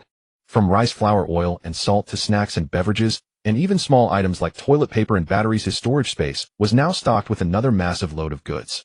I can't go back to these supermarkets anymore, Tian calculated in his mind. If I keep exploiting them even with the utmost discretion, they'll be found out. He took a long, soothing hot shower, then lay down on the soft plush bed, quickly drifting into slumber. In his past life during the apocalypse, he had worried daily about food and freezing temperatures, never enjoying a single night of peaceful sleep. Being able to rest so serenely now was an absolute luxury. Meanwhile, Capital and Zhang Baikan returned home. Capital slammed the takeout braised chicken onto the table with force, splattering meat and sauce across the floor. That bastard Tian definitely set me up. He roared into the empty air, venting all the humiliation from the restaurant and the pain of paying the bill. 8532 yuan, nearly half a month's salary, swindled away by Tian. Zhang Baikan frowned at the mess and said, "How is Tian so different? He's never acted like this before." She simply couldn't understand how Tian, who had been so affectionate toward her during the day, could suddenly turn hostile and deliberately trick Capital out of his money. Capital turned to glare at Zhang Baikan, his anger flaring even hotter. "I'm in a terrible mood right now." Without another word, he dragged her into the bedroom, seeking to vent his fury through punishing her. But what was the result? In less than a minute, the room fell silent. Capital's face flushed crimson, utterly mortified. Zhang Baikan could only force a comforting tone. "Easy, I know you've been exhausted lately. Get some rest early." To Capital's ears, those words sounded like a stinging mockery. He lay down gloomily, changing the subject. "What do you think is really going on with Tian tonight?" "Maybe he's just in a bad mood," Zhang Baikan thought for a moment. "He just cursed out Lin Fan, so he's bound to get fired. He's probably upset, maybe just acted on impulse." Capital recalled the sight of Lin Fan losing face at the company and felt slightly comforted. He had only spent some money, but Lin Fan had become the laughingstock of the entire company. Perhaps it wasn't such a loss after all. When we get that 20 million, we'll humiliate him thoroughly. capital gritted out, still smarting from the loss of that 8532 yuan. The next day, Tian woke up naturally stretched and felt a surge of energy throughout his body. After a simple breakfast, he drove to the most renowned security company in Yangqing. Aegis Security Company. This firm enjoyed immense prestige in the industry, specializing in security services for the wealthy and celebrities, and even undertaking projects to build apocalypse shelters. Tian had heard about it while working at Chrysanthemum Company. The boss' second daughter Mena was very fond of playing. She wanted to be a star, but had no acting talent whatsoever. In the eyes of the rich, this was no problem at all. Her father Rinsanjia had set up a whole company just for Mena to play with. She made several terrible films that flopped at the box office. But Mena and her mother didn't care in the slightest. Later, Mena became obsessed with the apocalypse, turning into a doomsday enthusiast. Rinsanjia spent a staggering $2 billion to have Aegis Security build her a top-tier shelter. The news had spread like wildfire through the company, and Tian still remembered the shocked expressions of his colleagues. The rich really know how to have fun, Tian mused. Over 10 billion Eastern coins. I couldn't earn that in several lifetimes. Aegis Security's storefront was surprisingly low-key, tucked away in an unremarkable office. At the entrance, there was only a small black plaque engraved with the words, Aegis Security Company, easily missed without a careful look. After stating his purpose, the receptionist led Tian to an inner meeting room. The moment he pushed open the door, he was stunned by the opulence within. The heavy rosewood door swung open with a solid thud. A floor-to-ceiling window offered a panoramic view of the garden scenery outside. Sunlight spilled across the cream-colored marble floor, making the crystal chandelier above shimmer and sparkle like scattered fragments of the Milky Way. Deep brown leather sofas formed a quiet, secluded corner, their brass trims glowing warmly. On the ebony coffee table, a bouquet of fresh white roses sat beside a celadon tea set. An inkwash painting in a gilded frame exuded profound artistic conception on the wall. Antiques were displayed on a corner curio shelf, while a fully automatic coffee machine gleamed with a cold metallic luster. A subtle fragrance mingled with the faint aroma of coffee in the air. Only the ticking of a grandfather clock punctuated the quiet space, exuding an understated, effortless luxury. A woman in professional attire with an 𝑃 appearance walked over with a cup of coffee and said politely, "Mr. Lee, this is Blue Mountain coffee, air freight from Jamaica. It has a rich flavor with a unique chocolate finish, excellent for relieving fatigue." But Tian waved his hand and said with a smile, "You drink it. If I want to relieve fatigue, I'd rather take a nap." The woman was taken aback, clearly not expecting such a response. Clients who came here were invariably wealthy or influential. No one had ever refused Blue Mountain coffee. Instead, they would deliberately show familiarity with this premium beverage. "Then what would you like to drink, Mr. Lee?" She quickly recovered, maintaining her professionalism. "Cola ice cold." The woman's lips twitched, but she nodded. "Please wait a moment." Inwardly, she grumbled, how strange is this guy, coming to Aegis Security to drink cola. Just as she left, a burly man strode in. Tian looked up and couldn't help but be impressed. The man stood 1.9 meters tall, built like a small mountain, dressed in a well-tailored suit. His crew-cut framed a face with sharp features and piercing eyes. He possessed both the authority of a soldier and the composure of a businessman, like a cultured rogue. No wonder this company is so famous, Tian thought. Having a bodyguard like this instantly maxes out the sense of security. If there were 3 of them acting as human shields, stopping bullets would be no problem. If Mr. Onbei from the Chickenfoot Island had enjoyed such treatment, he wouldn't have been taken out by Asia's #1 gunman Yamashita Tetsu with just 2 shots. The man walked up to Tian, extended his hand, and said in a steady voice, "Hello, Mr. Lee. My name is Quan, and as in safety, Quan as in complete. I'm the head of Aegis Security's Yangqing office. May I ask what services you require?" Hearing the name, Tian couldn't help but laugh. A man who looked so utterly serious was actually named Quan Safety and introduced himself so solemnly. It was too amusing. He didn't beat around the bush and got straight to the point. "I need you to build a shelter for me. It must be secure enough to withstand artillery strikes and have independent heating, water, and power systems." Hearing "withstand artillery and independent utilities," Quan's expression turned serious. He leaned forward slightly and spoke with noticeably more respect. "Mr. Lee's requirements are well within Aegis Security's capabilities. May I ask what your budget is? And where do you plan to build this shelter?" Building apocalypse shelters was Aegis' most profitable business, and they hadn't landed a deal all year, so he was particularly attentive. "I currently live on the 24th floor in a duplex apartment over 200 square meters. I want to completely remodel the entire unit." And Quan paused for a moment. Most clients opted for villas or underground spaces for their shelters. Few chose high-rise residences. But he quickly regained his professional demeanor and said confidently, "Rest assured, Mr. Lee. Aegis Security's capabilities are world-class, with technology far ahead of our competitors, over 50% ahead. Remodeling a high-rise apartment is no problem at all. Tian felt a strange sense of familiarity at those words. My budget is 100 million, he said calmly. I need you to come up with a plan as soon as possible, the more detailed the better. Tian didn't actually have 100 million, he only intended to pay a deposit. The smile on Quan's face could no longer be concealed, the corners of his mouth lifted high, and even his eyes sparkled with a few extra gleams of light. With a budget of 100 million based on the company's profit margin, they stood to earn at least 20 million. Although this was not the largest deal he had ever secured, it was still substantial. Mr. Lee, do you have any other requirements? He asked, unconsciously adopting a respectful title, his tone growing notably more courteous. The allure of wealth was vividly demonstrated at this moment. I have 2 core requirements. Tian sat upright, his tone solemn. First, the renovation must be completed within 1 month. Second, I will pay a deposit first, and the final payment will be made after the shelter passes inspection. These 2 demands were quite stringent. The 1-month timeline was extremely tight, and the deposit payment method placed more risk on the company. Yet Quan agreed without a second thought. No problem. Rest assured, Mr. Lee, our Shindon Securities technology is far ahead in the industry. Completing the work within a month is entirely feasible. As for the payment method, we trust in your capability. Tian was somewhat surprised, but Quan continued to explain, clients who seek out Shindon Security are all individuals of means and credibility. Moreover, in the East, no one dares to default on our company's accounts. This statement was not arrogance. Shindon Security's ability to procure the military-grade materials and special equipment necessary for building shelters indicated a background and network far beyond ordinary imagination. Their clients were either wealthy or influential, tycoons from the business world or key figures in politics. Their network ran very deep. At that moment, the woman in professional attire from earlier entered carrying a bottle of iced cola. Condensation beaded on the glass, exuding a hint of coolness. Mr. Lee, allow me to introduce you. Quan stepped aside, gesturing toward the woman. This is Jiang Zixuan, a master's graduate from Qingbei University's School of Urban and Rural Planning, and our company's chief designer. She will be fully responsible for your shelter renovation project.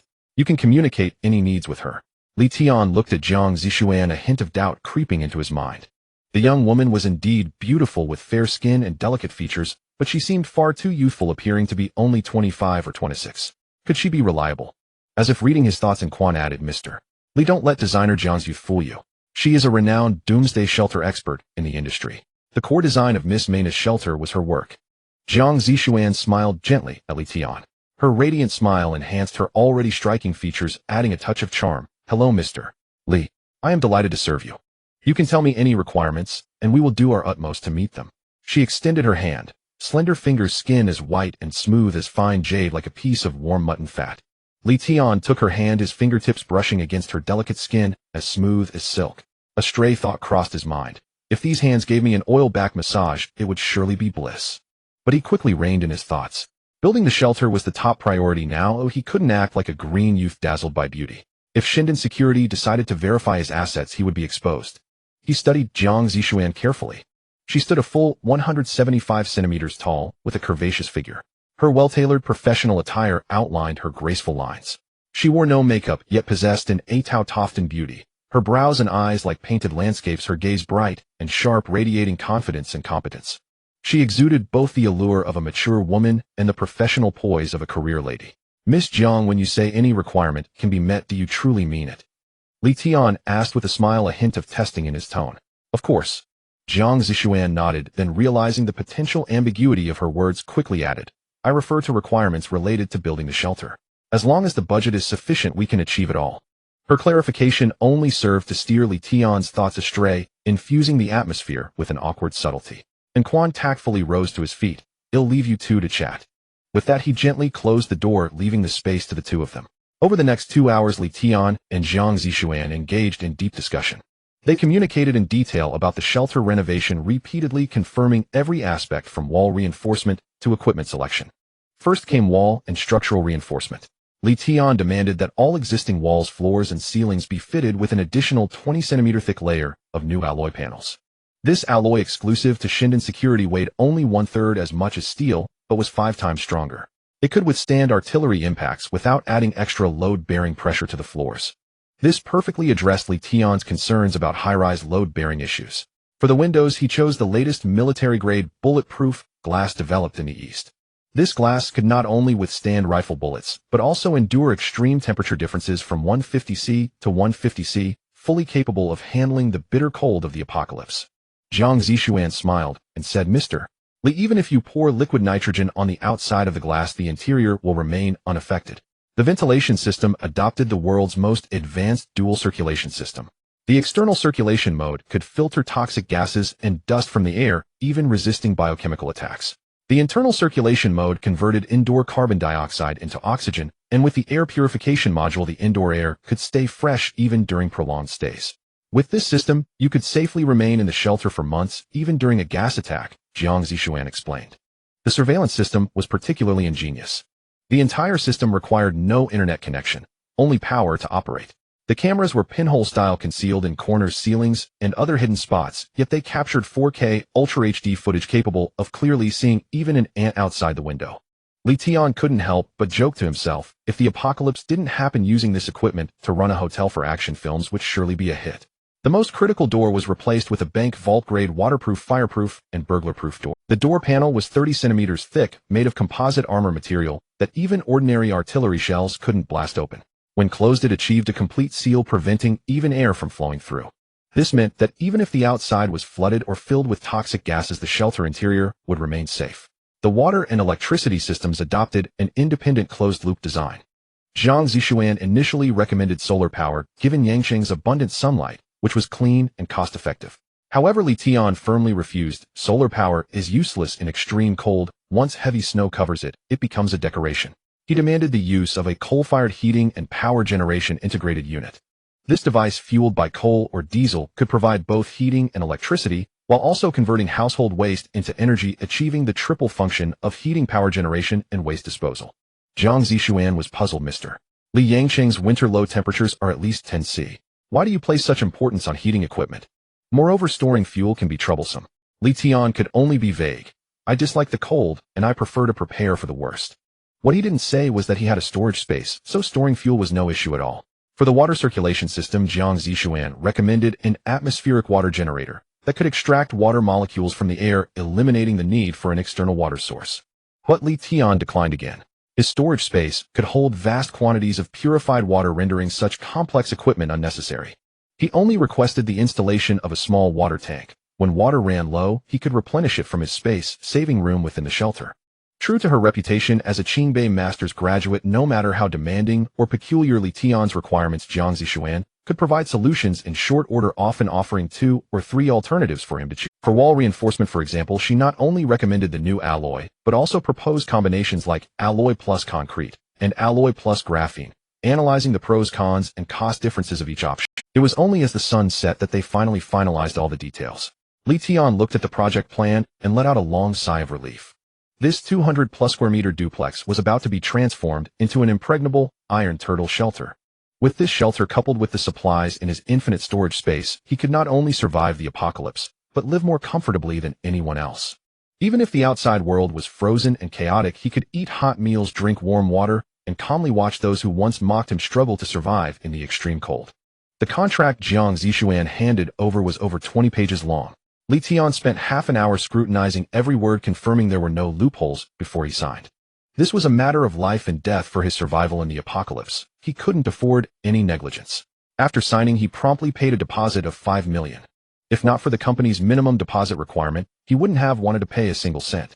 As for the final payment, Tian sneered inwardly. If the apocalypse came as expected, he might not even survive, let alone be bothered to settle Even if the apocalypse didn't come, he planned to default. After all, he didn't have 100 million in his hands. Walking out of Shield Security Company, Tian felt exceptionally lighthearted. The shelter issue was resolved, granting him the most solid refuge in the apocalypse. He would no longer have to struggle to survive in the icy wilderness of -60 degrees, only to be stabbed through the heart by the very person he trusted most, just like in his previous life. The only regret was that the weapon issue remained unresolved. Ordinary knives and axes were far from sufficient for his needs. What he wanted was truth, a gun that could deter any threat in the apocalypse. But he was just an ordinary man with a modest savings, with no access to law enforcement agencies or connections to criminal syndicates. The only place he could think of with guns was the Security Bureau. He wasn't foolish enough to rob the Security Bureau. That would be like walking into a trap, no different from an old man tired of living. Let's not dwell on it for now. Take it one step at a time. Tian shook his head temporarily, putting the weapon issue aside. With the shelter secured, his next steps were to enhance his own strength and continue stockpiling. Instead of going home, Tian headed straight to the supermarket. He cleaned out 8 more large supermarkets, ostensibly spending 60,000 yuan, but secretly using his storage space to shoplift supplies worth over. At the checkout, the cashier naively smiled and said welcome back, next time utterly unaware that the month's profits had been taken by him. Early the next morning after waking up, Tian headed straight to a membership-based gym. He understood clearly that weapons were ultimately external tools. Personal strength was the true foundation of safety. No one knew how long the extreme cold apocalypse would last. Only with a robust physique could he better resist the harsh climate and even protect himself in times of danger. A month is short, but any improvement counts. Tian calculated in his mind. The gym's fees were steep, with a monthly membership costing 10,000 yuan. But it was worth the price. The facility spanned 3 floors, each over 1,000 square meters, with dedicated training rooms for every muscle group. Moreover, each training room served only one client, ensuring utmost privacy.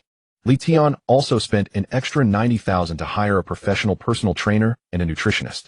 He aimed to transform himself within a month at least, to the point where he could take on 5 opponents at once. His personal trainer was a beauty named Su Xiaoxiao, true to her name, both cute and alluring. His reason for choosing a female coach was simple: like repels, like opposites attract. Physical contact was inevitable during workouts. Training with a male coach felt too awkward, but with a beautiful coach like Su Xiaoxiao, he felt no psychological burden and could even feast his eyes. Today, Su Xiaoxiao wore a simple sports bra and tight workout leggings, her clean lines accentuating the contours of her shoulders, neck, and waist, with not an ounce of excess flesh around her midsection. Her abs were like meticulously carved grooves extending from her ribs to her navel, her skin glowing with a healthy sheen in the morning light. She exuded both the strength endowed by exercise and a feminine grace. Mr. Li, thank you so much for choosing my personal training services. I will definitely ensure your satisfaction. Su Xiaoxiao greeted him with a smile, her eyes carrying a hint of deliberate familiarity. In her eyes, Tian, tall and handsome, with a generous spending style, was a rare high-quality client. I want to improve my physical fitness in a short time. What do you suggest? Tian, while appreciating the view before him, stated his needs. Su Xiaoxiao understood immediately. She had seen many newcomers like Tian always wanting to achieve the impossible overnight. She deliberately recommended a full-body split routine. Mr. Li, your physical foundation is quite good. You could try a combination of strength and cardio training. If you want to see results quickly, a full-body split routine is suitable, though each session will be quite long. She thought Tian would back down as the routine was too intense for a beginner. But to her surprise, he agreed without a second thought. Let's go with that. The training began with chest muscles, the first exercise being the barbell bench press. Su Xiaoxiao stood behind Tian's head to assist, her hands steadying the barbell. Lying on the bench, Tian's gaze involuntarily drifted upward. Su Xiaoxiao's sports bra accentuated her figure to the fullest, the visual impact so strong that he tried to look away, but his eyes refused to, especially those 2 majestic peaks at least at cup. Su Xiaoxiao quickly caught his gaze, but instead of avoiding it, subtly arched her chest, a faint knowing smile curling at the corners of her lips. Tian had to forcefully suppress his wandering thoughts and focus on the movements, yet he couldn't help but sigh inwardly. This is truly a mix of pleasure and pain. The most thrilling part was the lower body training. Su Xiaoxiao stood behind him to support the barbell, her body pressed tightly against his back for balance. With each squat, their bodies rubbed against each other. Tian felt a wave of heat wash over him, barely managing to finish the session with his mind elsewhere. He didn't notice that Su Xiaoxiao's cheeks had also flushed, but she quickly composed herself, pretending nothing had happened. After a grueling 3-hour strength training session, there was still half an hour of cardio running. When all the exercises were finally over, Tian lay on the yoga mat, feeling as if he was on the verge of kicking the bucket. The sudden high-intensity workout was a shock to his system, which was unaccustomed to regular exercise. Su Xiaoxiao used her hands to help relax his muscles and performed final stretches. While massaging his arms, she suddenly exclaimed in surprise, Mr. Li, your muscle recovery ability is incredible. You're a fitness genius. Tian thought she was just flattering him, and said with a smile, Coach Su, no need to exaggerate. I'm not exaggerating. Su Xiaoxiao said seriously, pulling out her phone to show the test data. This was just measured by a professional machine. Your muscle recovery speed is far beyond normal. Generally, only the abs can be trained daily with a recovery time of about 24 hours. But your chest, back, and leg muscles all recover within 24 hours, so high-intensity daily training is perfectly Tian was stunned. Could the machine be faulty? This recovery speed defied logic. He couldn't help but touch his own arm. Those sore, the muscles weren't as stiff as he had expected. In fact, he could sense a faint force slowly aiding recovery. Am I about to mutate? An absurd thought flashed through his mind, but he quickly dismissed it. His body showed no abnormalities, No scales had grown, and no superpowers had emerged. Could this be a blessing from rebirth? In his past life, he had been frail, gasping for breath after running a few hundred meters, unable to do even 10 push-ups, let alone endure 3 hours of high-intensity training. But now not only had he persevered, but his muscle recovery was also remarkably fast. It seems rebirth not only gave me a storage space, but also improved my physique. Tian was both shocked and delighted. With this talent, he could build a muscular body within a month. Even without a gun, he could rely on his fists for self-defense. Su Xiaoxiao continued excitedly, Mr. Li, if you stick with the training, you'll be a completely different person in a month. You'll be able to take on 10 opponents, not just 5. Tian looked at the strands of hair plastered to her flushed cheeks by sweat, a small pool of glistening perspiration in her collarbone hollow, and a sudden heat stirred within him. He cleared his throat to mask his unease. Then he'll have to trouble you, Coach Su, for your extra effort. Don't worry, Mr. Li. He'll definitely create the most suitable training plan for you. Su Xiaoxiao smiled, even more sweetly, a hint of increased intimacy in her eyes. She increasingly felt that Tian was not only a wealthy client, but also showed great potential. A truly perfect man. This is an unexpected delight. Tian's heart raced with ecstasy. A strong body was the foundation of survival in the apocalypse. He had originally worried that 1 month was too short for effective training. Now it seemed with this extraordinary muscle recovery speed, he could achieve a leap in physical fitness within a month. Su Xiaoxiao's hand still rested on his arm, clearly still amazed by the test result. When Tian rose from the yoga mat, she didn't react in time, and the distance between them instantly closed. The next second his face collided squarely with Su Xiaoxiao's chest. His nose met a soft warmth, carrying the slight heat unique to post-exercise, like suddenly sinking into a fluffy and elastic cloud. The instant sensation made Tian's mind go blank, with a buzz, his breath slowing and his heart pounding wildly. Su Xiaoxiao hadn't expected this either. A gasp caught in her throat as her face flushed into a ripe apple, and she instinctively stepped back. But having just finished exercising, her feet were slippery with sweat, and she wobbled about to fall. Tian reacted swiftly, reaching out to catch her in his arms. His arms tightened too much, his palm pressing against Su Xiaoxiao's sweat-dampened back, feeling her warm skin and the rapid tense rise and fall of her breath. Su Xiaoxiao also instinctively grasped his arm, their distance shrinking to nothing, close enough to smell the mingled scent of sweat and body wash on each other. Su Xiaoxiao's gaze turned ambiguous, her watery eyes fixed on Tian, carrying a hint of panic, yet concealing a trace of barely perceptible anticipation. Tian felt uneasy under her stare, hurriedly averting his gaze, but unconsciously looking down. They were so close he could clearly see the deep cleavage outlined by her sports bra and the delicate skin beneath. He was a novice across both his lives. In his past life, though Zhang Baikan agreed to be his girlfriend, she always used conservatism as an excuse, saying she would only give herself to him after marriage. He naively believed her, always maintaining boundaries without crossing any lines. Now suddenly being this close to Su Xiaoxiao, Tian felt a surge of heat throughout his body, an involuntary reaction. Su Xiaoxiao glanced down and noticed her cheeks flushing even deeper, but she quickly looked away, pretending not to see. They parted awkwardly, Tian's ears burning with shame as he inwardly cursed. How embarrassing getting a reaction from that. He could even imagine Su Xiaoxiao silently mocking him for being inexperienced, wishing he could disappear into a crack in the ground. Mr.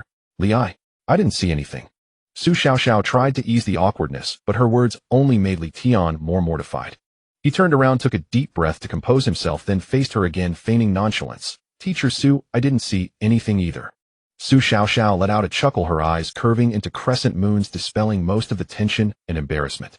She raised a hand to smooth the damp strands of hair from her forehead, her fingertips brushing her flushed cheek with a faint, almost imperceptible tremor. In truth, she wasn't a casual woman. She usually maintained a safe distance with clients, but today, facing Tian, she couldn't help wanting to get closer. What's wrong with me? Am I being swayed by lust? Su Xiaoxiao mused inwardly, yet her gaze unconsciously drifted back to Tian. Tian grabbed a bottle of mineral water, twisted off the cap, and gulped down 2 large mouthfuls. The cool liquid slid down his throat, barely suppressing the heat within. Fortunately, the muscle stretching session was in a private, unknown room, so the little incident went unnoticed, and Su Xiaoxiao's gasp was drowned out by the gym's music. Teacher Su, I'm sorry, I didn't mean to. Tian felt he should explain, fearing Su Xiaoxiao might misunderstand and affect future personal training sessions. I stood up too quickly and didn't notice you were still there. Seeing him apologize so gentlemanly, Su Xiaoxiao felt a faint sense of disappointment instead. In her eyes, Tian was handsome and generous, paying for memberships and classes without hesitation, clearly a wealthy second-generation heir. She had been single for a long time, never meeting anyone who caught her eye. Her impression of Tian was already good and the accident hadn't repulsed her. In fact, she felt a hint of anticipation. Mr. Li, it's nothing, just a little accident. Su Xiaoxiao shook her head with a smile, deliberately softening her tone. Don't take it to heart. Tian stretched his body after an hour of Su Xiaoxiao's professional massage, and stretching, the soreness and fatigue from the intense training had significantly eased. He sincerely praised, your technique is really good, very professional. Thank you for the compliment, Mr. Li. Su Xiaoxiao's eyes lit up, seizing the opportunity to coax. If you find it comfortable, you can buy more of my personal training sessions. I can also customize a relaxation plan for you. I've already booked a month of your sessions. Let's see how it goes first. We'll talk after a month, Tian replied ambiguously. He knew well there was no after a month. In 28 days, the extreme cold apocalypse would arrive. By then, not to mention the gym, the entire city might become a frozen hell. But Su Xiaoxiao took it seriously, nodding happily. In a metropolis like Yangqing, clients as generous as Tian were rare. She silently resolved to do her best in this month's sessions to satisfy Tian. Even if he made some excessive requests, it seemed not entirely unacceptable. After all, Tian seemed like a novice. If something did happen, she wouldn't be at a loss. Mr. Li, the nutrition meal will still take a while. Would you like something to drink? Su Xiaoxiao led Tian to the lounge, furnished with soft sofas and a small coffee table, green plants on the walls, creating a much more relaxed atmosphere than the training room. Lemon water, please, with ice. I thought you'd choose black coffee. Su Xiaoxiao teased. Many fitness newbies imitate others drinking a cup of black coffee in the morning, thinking it's professional. I don't like coffee, but it's too bitter, Tian admitted honestly. He still preferred the sweet taste of soda, but for now he had to quit it for fitness. Mr. Li, you're really different from most people. Not hypocritical at all. Su Xiaoxiao genuinely felt that many people imitated others' habits to fit into a certain circle, and someone as candid as Tian was rare. Xiaoxiao, stop calling me Mr. Leo, it makes me feel old and distant, Tian suggested. All right, then I'll call you Tian Go. Su Xiaoxiao's eyes brightened, going along with it. And you don't have to call me Teacher Su anymore, it's too formal. Then should I call you Xiaoxiao?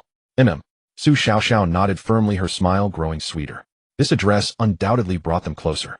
The atmosphere in the lounge gradually grew intimate. Su Xiaoxiao looked at Tian and asked curiously, Tian Go, haven't you ever had a girlfriend?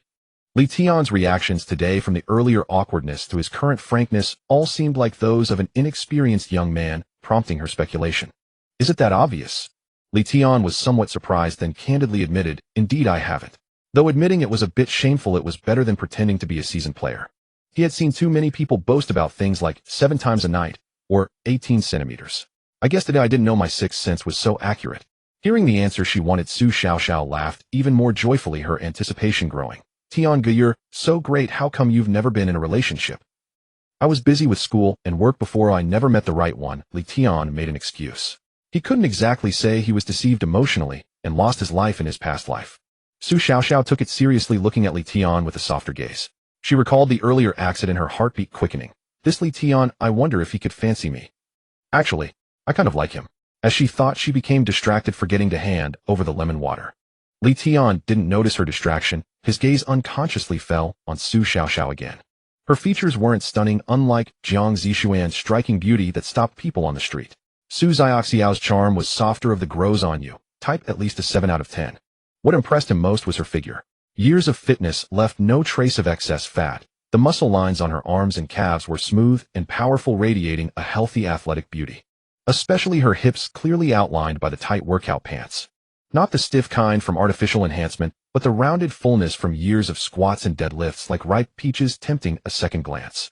During training, even when focused on his exercises, he couldn't help sneaking several glances. Xiaoxiao, do you have a boyfriend? Tian blurted out the question.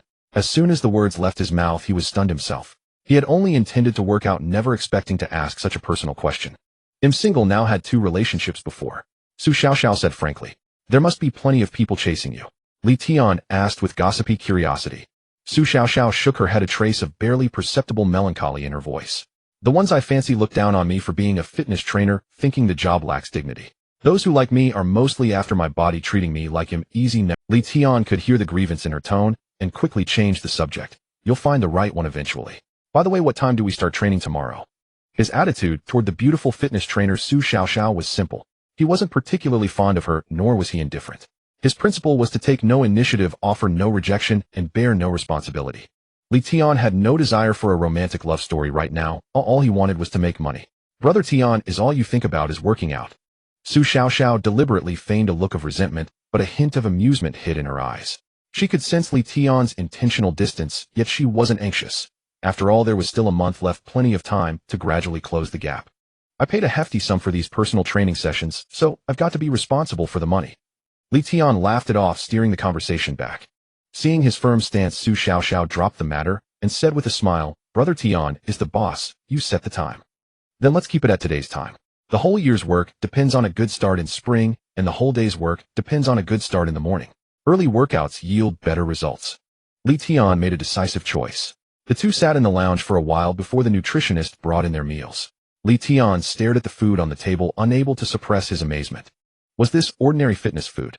It was a feast worthy of Michelin standards: Kamchatka king crab legs from the Arctic Bear region paired with black truffle foam. The crab meat plump and sweet, the truffle aroma rich, M9 Australian Wagyu sirloin, seared to a crispy exterior and tender interior, served with caviar steamed kashihikari rice, each bite bursting with fatty fragrance, and slow-cooked French Landis duck foie gras accompanied by quinoa and avocado salad from the Andes, offering a smooth texture that cut through the richness.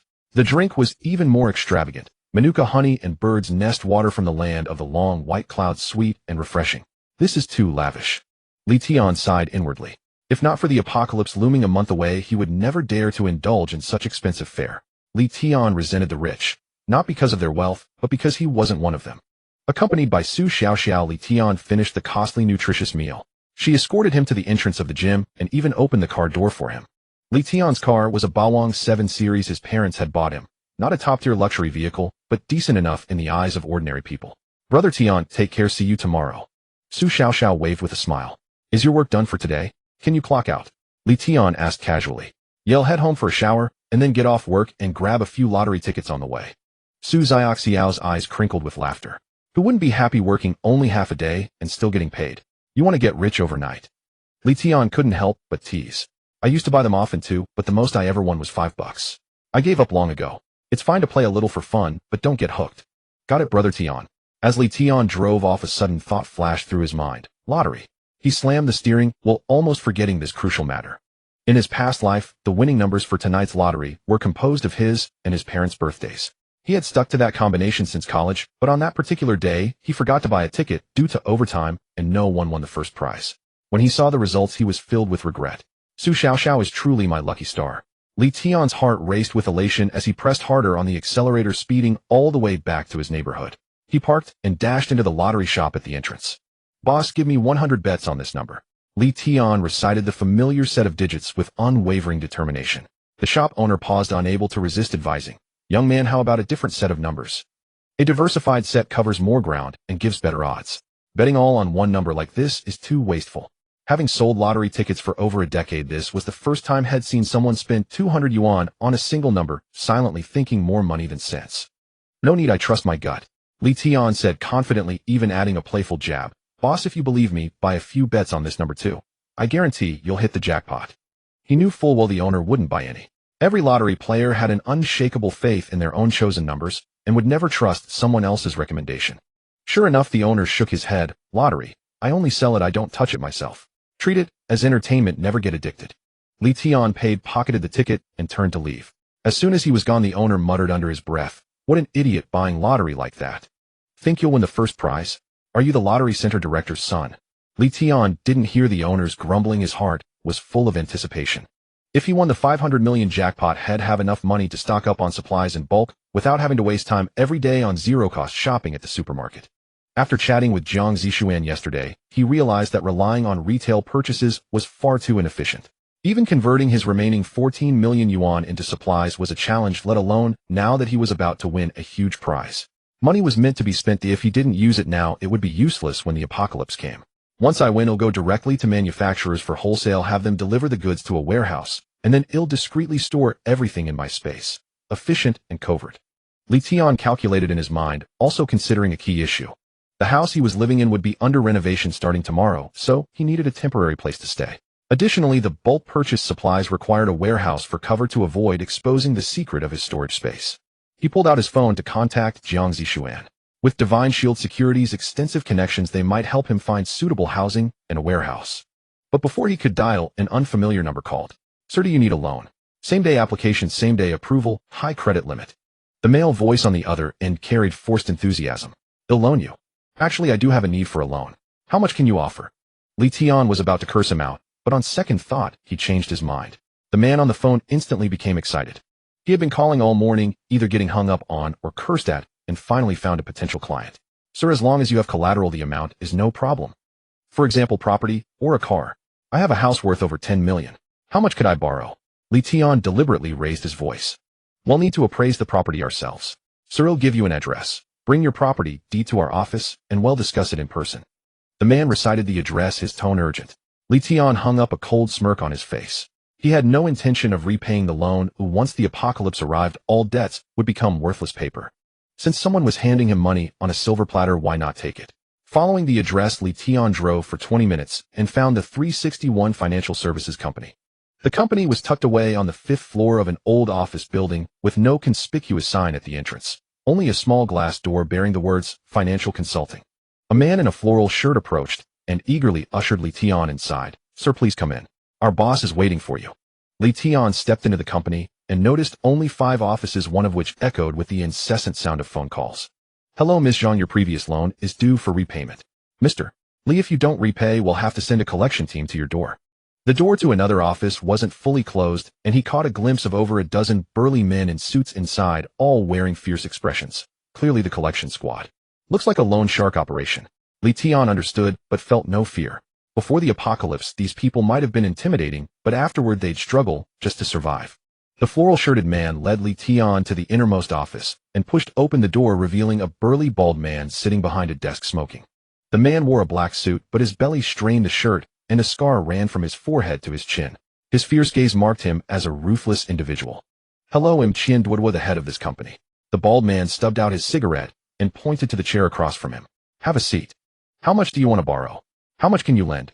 Tian countered, his tone calm, utterly unshaken by the man's intimidating presence. Tian was taken aback by Tian's direct question. He was accustomed to beating around the bush with clients, first building rapport before discussing terms. Tian was the first to ask, "How much can I borrow?" This unconventional approach caught him off guard and made it difficult to control the pace of the negotiation. "Mr. Li, there's no need to rush." Suppressing his surprise, Tian pointed at the desk and said, "I heard you have a house as collateral. We need to see the property deed, first confirm its valuation, and check if there are any existing mortgages. After all, this is a large loan, and we must manage the risk." He didn't answer Tian's question directly, instead first proposing to verify the assets. Tian sneered inwardly, a loan shark putting on such formal airs. But he said nothing, pulled the property deed from his bag, and tossed it onto the desk with a slap. This document would be worthless in a month, so he might as well use it now to borrow some money from this company, making the most of its final use. Tian picked up the property deed, scrutinized the address and area, and his eyes lit up. This apartment was in a prime location in Yangqing, a duplex over 200 square meters worth at least 10 million, a major client for sure. He quickly handed the deed to his subordinate and signaled for tea to be served to Tian, his tone warming up. "Mr. Li, if the deed checks out, we can transfer the money to your account today. But I must be upfront. Our interest rate is higher than the bank's." "I understand the rules." Tian nodded, feigning calm while calculating inwardly. "As long as I get the money, the interest doesn't matter. I won't be paying it back anyway." He deliberately pressed, "But what exactly is the interest rate?" Tian didn't speak, simply raised 4 fingers and added flatly, "Monthly interest, not annual." Tian gasped dramatically, putting on a shocked expression. 40% interest per month was over 10 times the bank rate. If he borrowed 10 million head, 14 million in a month, it was daylight robbery. Had known loan sharks charged high interest, but this was outrageous. But he couldn't seem too agreeable, or Tian would grow suspicious. "President Tian, isn't this interest a bit too high, eh?" Tian frowned, pretending to negotiate. "I just need short-term liquidity, and we'll repay soon. Can you lower it a bit?" Tian was prepared and explained with a smile, "Mr. Li, this must be your first time dealing with our industry. This is the market rate. The interest is high, but our procedures are simple and funds arrive the same day, something banks can't match. If you go to a bank, approval alone takes 1 or 2 months, and by the time the money comes, your opportunity will be gone. I know you're efficient." Tian played along, then dangled a bait. "But the interest exceeds my expectations. How about this? If you can lower it, I'll refer any friends who need loans to your company first." He sneered inwardly, knowing this wasn't referring friends, but pushing them into a trap. Tian was tempted. If he could attract more clients through Tian, sacrificing a little interest might be worth it. But he feared setting a precedent that other clients would demand lower rates, so he reluctantly refused. "Mr. Li, it's not that I'm being difficult. This interest is an industry rule and can't be reduced. If I bend it, our company won't survive in this business. Besides, you're asking for a large sum, and not many firms have that capacity. He was telling the truth. While there were many loan sharks, few could produce 10 million at once. Just then the subordinate who had taken the property deed to verify returned and whispered in Tian Duoduo's ear, "President Tian, the deed is real. The property has no existing mortgage, and it's valued at 11 million. Tian Duoduo's smile widened, and he looked at Li Tian as if he were a prime cut of meat. This big fish must not be let go. Mr. Li, may I ask the purpose of the loan? He followed protocol, though he had already decided to approve it. Basic information was still needed. Li Tian had a story ready and lied without a blush. I run a small company and recently got an overseas order. I need money to buy raw materials. Bank approval is too slow and the credit limit is insufficient. By the time they release the funds, the order will be snatched by someone else. Those damn banks are full of red tape. Tian Duoduo chimed in immediately. You have to bribe and pull strings for a loan. Unlike us, we truly serve the people. Exactly. Li Tian agreed, even adding a flattering remark. I chose your company because of your excellent service. I went to the bank several times and couldn't even meet the manager. Tian Duoduo laughed heartily, patting Li Tian on the shoulder. Mr. Li, you're a straightforward man. I enjoy working with people like you. Come, let's toast with tea instead of wine to a successful partnership. Li Tian was too naive, a perfect client. If they had clients like Li Tian, their 361 financial services company would surely expand and thrive. Even going public wasn't out of the question. The two raised their teacups, clinking them with a bang, and even put their arms around each other's shoulders like old friends reunited after years. At a dinner table, it would be rude for a tea drinker to toast a wine drinker, but in this office both had ulterior motives, so no one felt awkward. After drinking, Li Tian set down his cup and said seriously, President Tian, I trust your company's capability. Actually, I want to borrow 20 million. Tian Duoduo's smile froze instantly. His brow furrowed as he stared at Li Tian. Mr. Li, your property is good, but it's only valued at 11 million. Borrowing 20 million far exceeds the collateral limit. I know, Li Tian said, feigning difficulty, but I really need that much. If you find it troublesome, I won't force it. He'll try other companies. He was retreating to advance, knowing Tian Duoduo wouldn't let him go and would find a way to meet his demands. As expected, Tian Duoduo hesitated for a few seconds, then gritted his teeth. Brotherly, our company's motto is to serve our clients. Lending 20 million involves significant risk. However, I see you as a sincere man, and it feels like we've met too late. How about this? The interest will be raised to 50 monthly, and we'll release 20 million today. This is my bottom line. Any more haggling would hurt our brotherly bond. Li Tian was both shocked and delighted. His expectation was 10 million. He had asked for 20 million just to bargain. He never expected Tian Duoduo to agree to 20 million.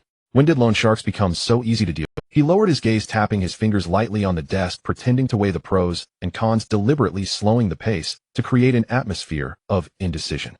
After a moment, he looked up and extended his hand. Brother Tian, pleasure doing business. Tian Duoduo also breathed a sigh of relief and quickly shook his hand. Pleasure doing business. But we have a rule: you need to write an IOU for 30 million covering the principal and 1 month's interest. The property deed will also be held by our company. No problem, Li Tian agreed readily. Whether it was 30 million or 300 million, he didn't care. Soon a subordinate brought the IOU and ink pad. Without even glancing at it, Li Tian signed his name and pressed his fingerprint. Tian Duoduo exchanged an excited look with his subordinate. What luck today, landing such a prime client. A few minutes later, Li Tian's phone buzzed with a text message. 20 million had arrived. He stared at the number on the screen, barely suppressing the smile inside. Li Tian had to admit this loan shark company might be ruthless, but they were incredibly efficient. If he had gone to a bank for 20 million, approval alone would take months, and there was no guarantee. Tian Duoduo, thank you for the Apocalypse Startup Fund. Li Tian sneered inwardly. As for repayment, wait for my next life. Brother Tian, your company's service is truly impeccable, incredibly efficient. Li Tian praised with genuine sincerity. In just half an hour, 20 million had been credited to his account. Such a speed of delivering money deserved all the praise it could get. Tian Duoduo grinned with pride. Of course. As long as you have collateral, Brother Li, there's no loan we can't issue here. Li Tian deliberately sighed, feigning distress. Don't even mention it. My company was already mortgaged to the bank long ago, and now I've pledged my house to you. What collateral do I have left? It's not like I can pawn off my beat-up car, is it? Besides, that car isn't worth much. He spoke without intent, but Tian Duoduo listened with keen interest. Hearing the words beat-up car, Tian Duoduo's eyes lit up. He patted Li Tian on the shoulder. Brother Li, you're being overly modest. How can a BMW 7 Series be called a beat-up car? It's something many people can't afford, even after a lifetime of hard work. How about this? Consider it a gesture of friendship. We'll give you a loan of 2 million for your car. What do you say? He held up 2 fingers, his tone resolute. This? Li Tian deliberately wore a look of surprise, though inwardly, he mused, is Qian Duo an idiot? Eager to throw money at me. He continued to demur verbally, a new car is worth about that much. Brother Qian, aren't you letting me take advantage of you? Between friends, what's this talk of taking advantage? Qian Duo feigned generosity, but in his mind, he was scheming. He aimed to trap Li Tian, squeezing his assets dry step by step from the house to the car. It's not like this is our first collaboration. When you strike it rich, Brother Li, just refer a few clients my way. Only then did Li Tian realize that Qian Duo intended to fleece him completely. Yet he welcomed this. Money delivered to his doorstep was not to be refused. Then ill-gratefully accept. Li Tian pretended to relent reluctantly. Soon the paperwork was completed again, and another 2 million was transferred into his account. Holding his phone, Li Tian's heart soared with joy. 361 Financial Services is truly a benevolent enterprise, and Qian Duo is a living bodhisattva. This 22 million is practically a gift. Brother Li, don't rush off. Stay for dinner, we'll have a few drinks and chat. Qian Duo draped an arm over Li Tian's shoulder, warmly insisting. Brother Qian, I'd love to join you, but the company is in urgent need of the funds. I really can't spare the time. Li Tian made an excuse, eager to leave this place to avoid any unforeseen complications. Qian Duo harbored no suspicion, who would urgently borrow high-interest loans without a pressing need. He waved dismissively with a smile. All right then, I wish you swift prosperity, Brother Li. If you ever need anything, feel free to reach out. Li Tian nodded, turned, and strode away quickly. In Qian Duo's eyes, Li Tian was surely rushing off to resolve his company's issues with the money. After Li Tian left, Qian Duo and his subordinate burst into laughter. Fantong, you've done excellently. Go to the finance department and collect your 1000 commission. Thank you, manager. I will dedicate myself to the company utterly and completely. What nonsense are you spouting? Are you studying for exams? Fantong chuckled sheepishly. Yet a nagging unease lingered in his mind, prompting him to caution. Boss Qian, his house isn't worth 20 million. Isn't this risky? It goes against our principles. Qian Duo waved it off, dismissively weighing Li Tian's property deed and vehicle registration certificate in his hand. What? Does he dare to default on our debt? Have you forgotten who backs us? He's the big shot of Yangqing. That fool is done for. With the IOU and property deed in hand, he's destined to work for us for the rest of his life. Elated, Qian Duo instructed Fantong to book a private club, the finest one staffed entirely with college girls, to celebrate tonight in grand style. After driving just 5 kilometers, Li Tian couldn't contain himself and burst into laughter in the car. Ha ha, today, I've hit the jackpot. Not only did I think to buy a lottery ticket, but I also stumbled upon 22 million for free. Thank you, Qian Duo. May you survive a few extra days in the apocalypse. He knew full well that from this moment on he would never cross paths with 361 Financial Services again. The property deed and vehicle registration certificate were mere gifts left behind. Once the apocalypse struck, these people unprepared would likely not survive a month, leaving them no chance to come after him for the debt. Now Li Tian had over 37 million in cash on hand. With the lottery jackpot set to be announced tonight, his funds would be fully secured. His next task boiled down to 3 words: bye. Yet he had his own strategy. Wherever possible, he would pay only a deposit, never the full amount. The 95 million final payment to Shindan Security Company was never on his agenda to settle, not even if he won the 500 million lottery. It was like some women faced with suitors they didn't fancy. No matter how sincere the pursuit, they never considered them an option from the start. Those men naively clung to the belief, she's different. Li Tian found a restaurant, had a simple dinner, and then dialed Jiang Zishuan's number. Mr. Li, hello. Jiang Zishuan's voice was professional. We're set to begin construction tomorrow. Do you have any new requirements? No, your design is flawless. Li Tian got straight to the point. I have nowhere to stay now. Could you help me find a larger apartment with new furnishings and a sufficiently spacious warehouse? Both for a 1-month lease. Jiang Zishuan was taken aback. Finding an apartment and a warehouse fell outside her usual scope, but since Li Tian was a major client of the company, she readily agreed. No problem, Mr. Li. He'll arrange it for you right away. Li Tian knew that apartments and warehouses with only a 1-month lease were hard to come by. Most landlords preferred long-term rentals, as short-term leases were troublesome and often came with higher rents. But Shindan Security had extensive connections and dealt with high-end clients, so they could find suitable options far quicker than he could on his own. Just as Li Tian finished his meal, Jiang Zishuan called back with good news. Mr. Li, I found an apartment about 10 kilometers from your current neighborhood. The previous tenant just moved out, and the interior is newly renovated. I also found a warehouse, 300 square meters, but it's an underground facility. Would that be acceptable? An underground warehouse. Li Tian's eyes gleamed. This was far from a flaw. It was an advantage. An underground space offered greater concealment, allowing him to store items in his dimensional space without raising suspicion. Perfect, both locations are ideal. What's the rent? They'll transfer it to you. Mr. Li, you're being too formal. Manager and said there's no need for you to pay the rent. Consider it a complimentary service from our company as a token of gratitude for your trust. Such a generous offer. Tian was somewhat surprised. He had thought Qian Duo was generous enough, but now even was being so considerate. Truly, there were still many kind people in this world. Then I want stand on ceremony. Thank you. Shortly after hanging up, Jiang Zishuan personally delivered the keys to the apartment and warehouse and arranged for a moving company to transport Li Tian's daily necessities from his old home to the new apartment. Upon arriving at the new apartment, Li Tian felt a twinge of disappointment. It was only about 60 square meters, far smaller than his original 200 square meter duplex. But remembering it was free, he let it go. After all, he only needed it for a month, he could rough it. After settling in, Li Tian took a shower, sat on the sofa, and opened his phone to start contacting various trading companies. He needed to procure supplies in bulk, and a single company couldn't meet his needs, so he had to split the orders among multiple suppliers. He opened a document and reviewed his pre-made list item by item: 100 cartons of instant noodles, 100 cartons of Kangshifu bottled water. These were the most convenient food and water for the apocalypse, long shelf life, and no cooking required. 200 tons of pork, 100 tons of lamb, 200 tons each of chicken, fish, and shrimp. Meat was his primary protein source. He wanted to stock up while he could, storing it in his dimensional space to keep it perpetually fresh. 100 tons of anthracite, 100 tons of diesel. Though the shelter's heating and power generation relied mainly on anthracite, diesel would serve as backup fuel. Better safe than sorry. Medicines, flashlights, generators, batteries, toilet paper, toothpaste. Every conceivable daily necessity and emergency supply was ordered in maximum quantities. Li Tian spent a full 2 hours on the phone recording as he went until all supplies were ordered. For each company, he paid only a 30 deposit, stipulating delivery to the underground warehouse within 3 days.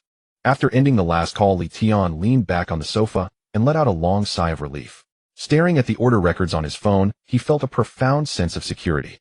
With these supplies coupled with the fortified shelter and his steadily improving physical condition, he was certain he could survive the apocalypse and thrive. He looked up at the night sky outside the window, counting down in his mind 28 days left. Tonight he would get a good night's sleep. Tomorrow he would continue his fitness regimen and await the lottery results. Those 500 million would be the final piece of the puzzle for his apocalypse preparations. To ensure the plan was foolproof with no loopholes, Li Tian also consulted the all-knowing Dou Shuji and Lanshi Zishao Shua. Lanshi Zishao Shua was the greatest literary haven in Dongda. The authors there were all talented, as were the readers. Those who could give 5-star reviews and send small gifts were truly rare gems among men. Lanshi Zishao Shua had many post-apocalyptic novels, including survival guides and supply lists. Li Tian used them to fill in the gaps. He also found many things he had forgotten, but were still very important. For example, adult films and single-player games, these seemingly useless entertainment resources. In the extreme cold apocalypse, there would be no electricity, let alone internet. At that time, these boredom-relieving items would be spiritual sustenance. I must download several hundred terabytes to store. Li Tian mused to himself. I need to download all my favorite teachers, and even the ones I don't like. Li Tian was determined to download hundreds of terabytes of movies. These would be rare treasures in the apocalypse. Even so, Li Tian still felt it wasn't secure enough. He thought of consulting Jiang Zishuan, the top student from Qingbei. That woman had a terrifyingly meticulous mind and always considered issues flawlessly. Perhaps he could gain new insights from her. Although it was evening, Jiang Zishuan still answered Li Tian's call immediately, as he was Mr. Li, do you have any new requirements? Jiang Zishuan's voice was as clear and cold as moonlight flowing over a spring, yet it felt warm and soothing to the ear. This was the unique charm bestowed by beauty, carrying a magic that could enchant. In preparing for an extreme cold apocalypse, setting the temperature at -60 degrees, Li Tian cut straight to the point. I've made a supply plan and want you to review it for any omissions. On the other end of the phone, Jiang Zishuan fell into a rare silence. It was the first time she felt speechless with a client. She knew Li Tian was somewhat obsessed with the apocalypse, otherwise he wouldn't have spent 100 million to build a shelter. But she never expected him to be this serious, even specifying the extreme cold setting. Jiang Zishuan was at a loss for words with a client for the first time. She hadn't anticipated Li Tian's extreme obsession with the apocalypse, even specifying the extreme cold scenario. It's fine to play, but don't take it so seriously. She suppressed the smile tugging at her lips, striving to keep, Mr. Li, do you truly believe an extreme cold apocalypse will come? Jiang Zishuan finally couldn't contain her curiosity and asked, Miss Jiang, it's my intuition, or rather my sixth sense. Li Tian spoke sincerely. Believe it or not, but I sincerely advise you to prepare a shelter for yourself too. Okay. A soft laugh came from the other end of the line like the shattering of an icicle. clear, and enchanting. Had the Ice Queen been amused by him? Tian's heart stirred. Miss Jiang, your laughter is beautiful. Your smile must be even more stunning, he remarked sincerely. You should laugh more. Not seeing your smile is truly my loss. Mr. Li, with such a silver tongue you must have deceived quite a few girls, haven't you? Jiang Zixuan's voice carried a hint of teasing. Jiang Zixuan was wronging Tian. He was still a true greenhorn. Taking care of things himself didn't count. He had never even held a girl's hand, let alone been in a relationship. Although his family had some wealth before college, his parents were very strict with him. He had liked many girls, but never dared to make a move. After all, his Achilles' heel was in his parents' hands, his living expenses. When he entered university, Tian fell headfirst into Zhang Baiken's gentle trap. This was also Tian's lingering regret. It's shameful to even mention it, as a reborn person. Tian grumbled to himself. He even had an absurd thought: should I go to the footbath shop downstairs for a 998 package? But he quickly dismissed it. Such places were a mixed bag. If he ran into some biological host, a condom might not be enough. This was a sincere warning to the readers. The reason Tian was so natural and casual with girls like Su Xiaoxiao and Jiang Zixuan was entirely due to the release that came after experiencing death. Having lived through life and death, he naturally saw things clearly. Miss Jiang, you're really wronging me. My first kiss is still intact. Poof! Jiang Zixuan laughed again. Mr. Li, that joke isn't very funny. I'd rather believe you're Qin Shi Huang. I never thought Miss Jiang was not only a top student, but also good with memes. Tian was somewhat surprised. In his impression, this Ice Queen should be the type who doesn't bother with worldly affairs. Mr. Li, I also go online. I'm a normal person too. Jiang Zixuan's tone carried a hint of resignation. Let's get down to business. I've currently bought 10,000 cases of instant noodles. Oh. This time Jiang Zixuan was genuinely shocked. She cried out involuntarily, completely losing her usual composure. Miss Jiang, what's wrong? You're making me misunderstand. Tian deliberately drew out his tone. On the other end of the line, Jiang Zixuan paused, noticeably a faint blush creeping up to her earlobes like a touch of rouge accidentally falling on snow-covered ground. Even her voice carried a barely perceptible tremor, the ending tone soft and warm, as if soaked in warm water. Mr. Li, if you continue like this, I'll hang up. Jiang Zixuan was shy. Tian chuckled inwardly, but knew when to stop. Are you blushing? Could it be you've never been in a relationship? You guess. Both Tian and Jiang Zixuan fell into silence. After a moment, Tian broke the awkwardness. Let's get back to the apocalypse. I've ordered 10,000 cases of instant noodles. After that little interlude, Jiang Zixuan also composed herself and listened earnestly as Tian outlined his plan. True to her reputation as a Qingbei top student, she quickly grasped the key points and offered many insightful suggestions, filling in numerous details Tian had overlooked. Mr.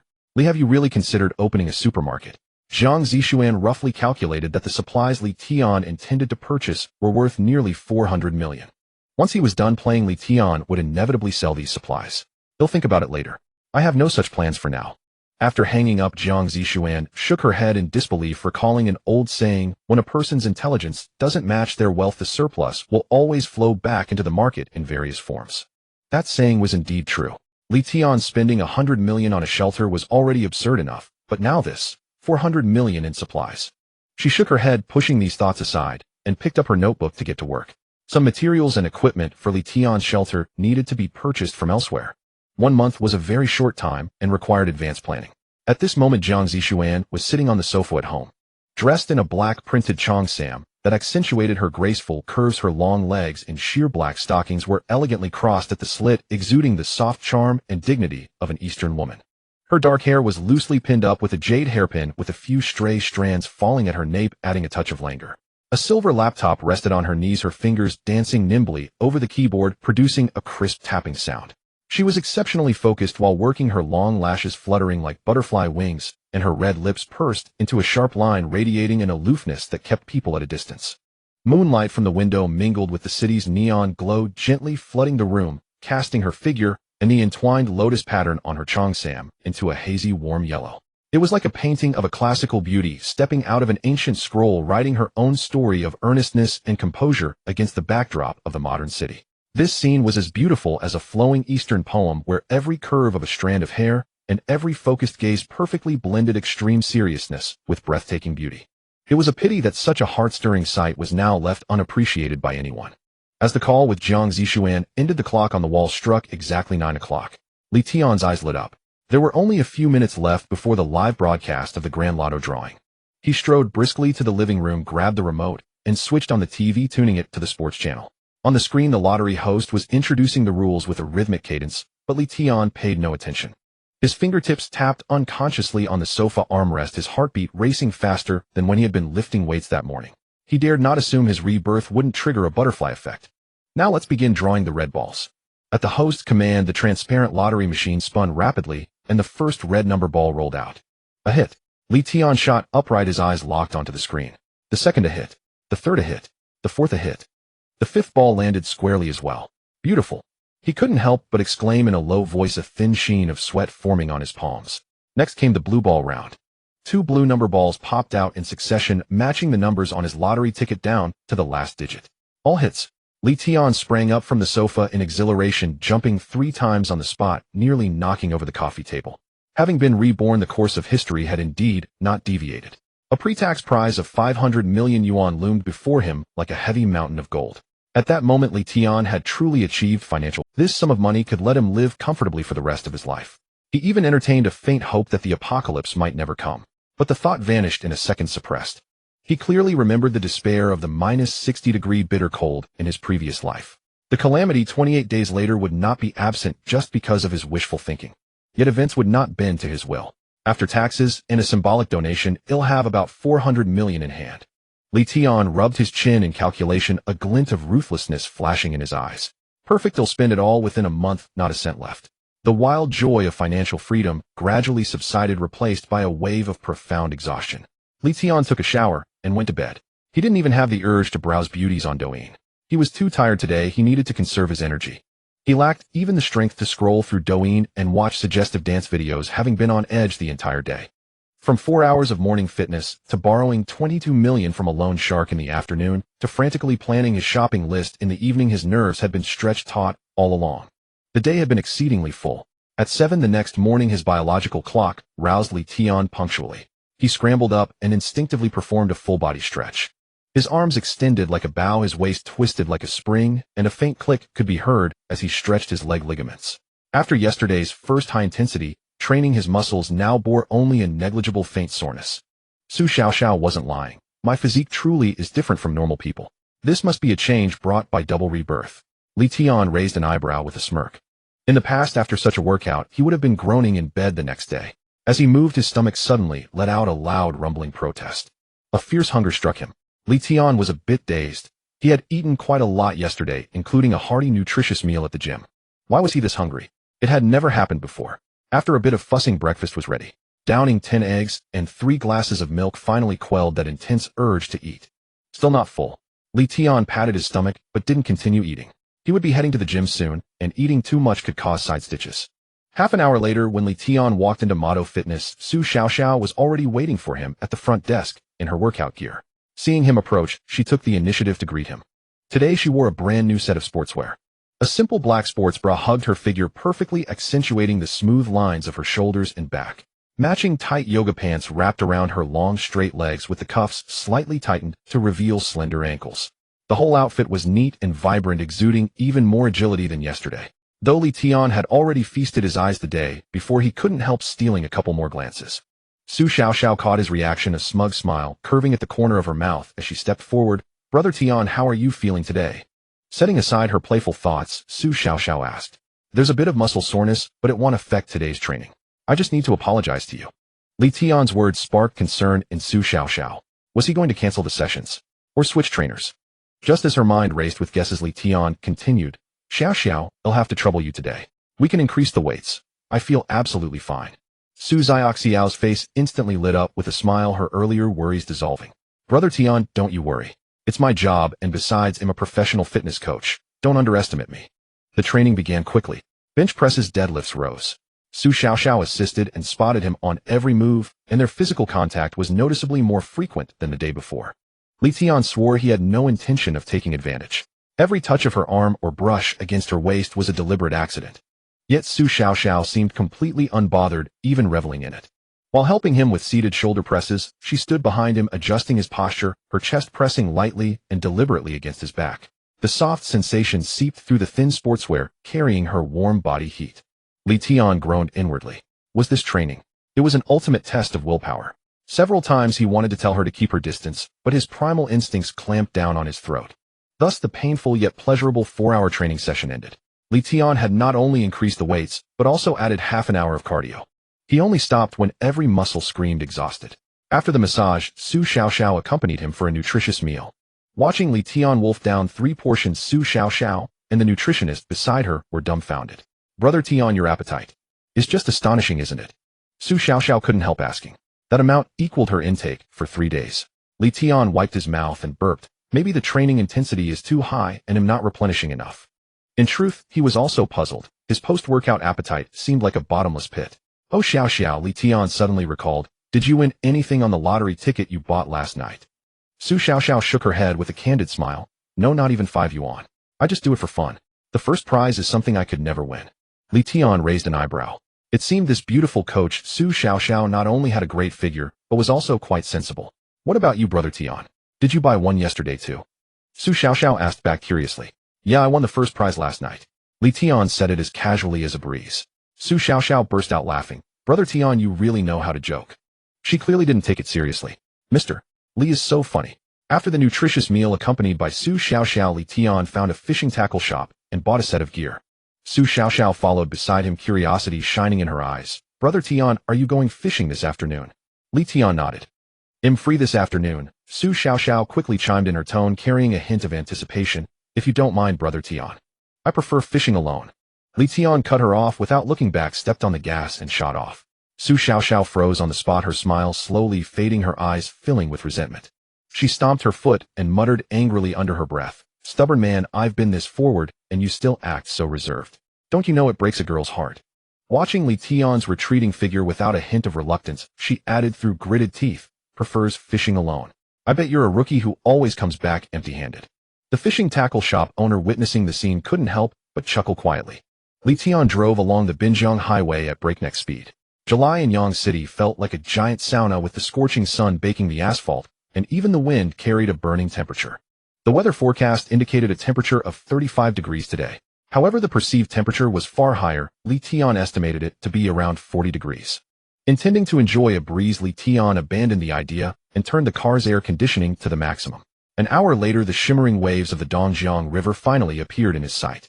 This mother river, which nourished Yang City, was currently exuding an inviting coolness. Dongjiang is one of the sources of drinking water for Yang City. Tian wasn't here to fish. Although the riverbank was packed with anglers, some wearing straw hats, others shirtless, their skin darkened and gleaming from the sun, almost as if they had transformed into a different race. The determination displayed by those enduring the blazing sun was truly astonishing. The anglers possessed remarkable willpower. He certainly wouldn't waste his precious time on fishing. He searched along the river for quite a while before finding a sufficiently secluded spot. He didn't want anyone else to witness him collecting drinking water using his spatial storage. How could Tian not understand the hints from Su Xiaoxiao today? Who wouldn't be pleased to have a beautiful woman accompany them? Although his relationship with Su Xiaoxiao was fundamentally a pure monetary transaction, it was precisely this that made Tian feel the most at ease. Free things are often the most expensive. Tian was not here to fish, he was here to collect water. If Su Xiaoxiao were present, it would greatly affect his performance. After parking the car, Tian picked up the newly purchased fishing gear and only then realized how unprofessional he was. Aside from a fishing rod, he had no bait fishing platform or net. This was hardly fishing, it was more akin to Taigong fishing, where willing participants were invited. He mimicked the actions from the Douyin videos to handle the fishing rod, but having never touched one before, he fumbled awkwardly with it. This fishing technique was probably one of a kind. Anyway, he wasn't here to fish, this was merely a cover for him. Beneath his sunglasses, Tian's gaze sharpened slightly. This fishing technique was probably one of a kind. Anyway, he wasn't here to fish, this was merely a cover for him. Beneath his sunglasses, Tian's gaze sharpened slightly. He controlled the flow of the river water beneath his feet into his storage space with his thoughts. Starting with 1 cubic meter, the amount he could collect would not increase after reaching 20 cubic meters. Collecting items with the storage space was not without its limits. After 2 hours of continuous collection, Tian felt his head swell and drowsiness set in, as if he had stayed up for 3 consecutive nights. It seemed this storage space was not infinitely usable, though prolonged use did have its limits. He returned to the car and turned on the air conditioning for half an hour to recover before feeling reinvigorated. This time he couldn't even be bothered to fiddle with the fishing rod. He walked directly to the riverbank to focus on collecting water. The spot he chose was excellent, as there had been no one around for the past 2.5 hours. By 6 in the afternoon, the storage space had accumulated a full 1,000,000 cubic meters of water, and Tian estimated that should be enough. He even vaguely sensed that the water level of the Dongjiang River seemed to have dropped. He casually tossed aside the newly purchased and not inexpensive fishing rod and drove home. Upon returning to the apartment just past 7, he intended to claim his prize, but remembered that the lottery center had already closed. Worn out from the day, he collapsed into bed and didn't even bother to take a shower. The next morning, Tian woke up and checked his phone. He discovered that Zhang Baikan had sent him several messages. Brother Tian, what have you been up to these days? Have you adjusted? What are your plans next? Tian swiped away the chat window without the slightest intention to reply. He had no time to deal with that scoundrel Zhang Baikan. Having previously swindled over 8,000 yuan from the capital and Zhang Baikan in a restaurant, it had brought him a sense of comfort for quite a while. He currently had no time to settle scores with these two enemies. The urgent matter was to go to the lottery center to claim his prize. Only by converting those 100 lottery tickets into cold, hard numbers in his bank account could he feel completely at ease. Arriving at the lottery center, the staff member who attended to him had eyes filled with envy. Buying 100 times at once and winning 500 million, such luck was simply extraordinary. To call him crazy would be to say he was a lucky fool. Ticket verification, identity confirmation, tax payment. After going through a series of processes deducting 100 million in taxes, Tian symbolically donated 200,000, ending up with 400 million. He chose to deposit the money in the construction bank, and the bank staff bustled about, their smiles brighter than the sun. As he left the lottery center, the staff member enthusiastically offered to treat him to a meal, their hints unmistakable. Tian sized her up. With makeup, she could score a 7. He graded on a 10-point scale, and this woman barely passed. However, compared to Su Xiaoxiao, who had a perfect figure from years of fitness, and against the natural beauty Jiang Zixuan, who could score an 8 without makeup, the gap was even wider. Having been teased by Su Xiaoxiao these past few days, Tian was indeed stirred, even briefly considering whether he should take the plunge today. But he quickly suppressed that thought. A woman of that caliber was not worth his precious time.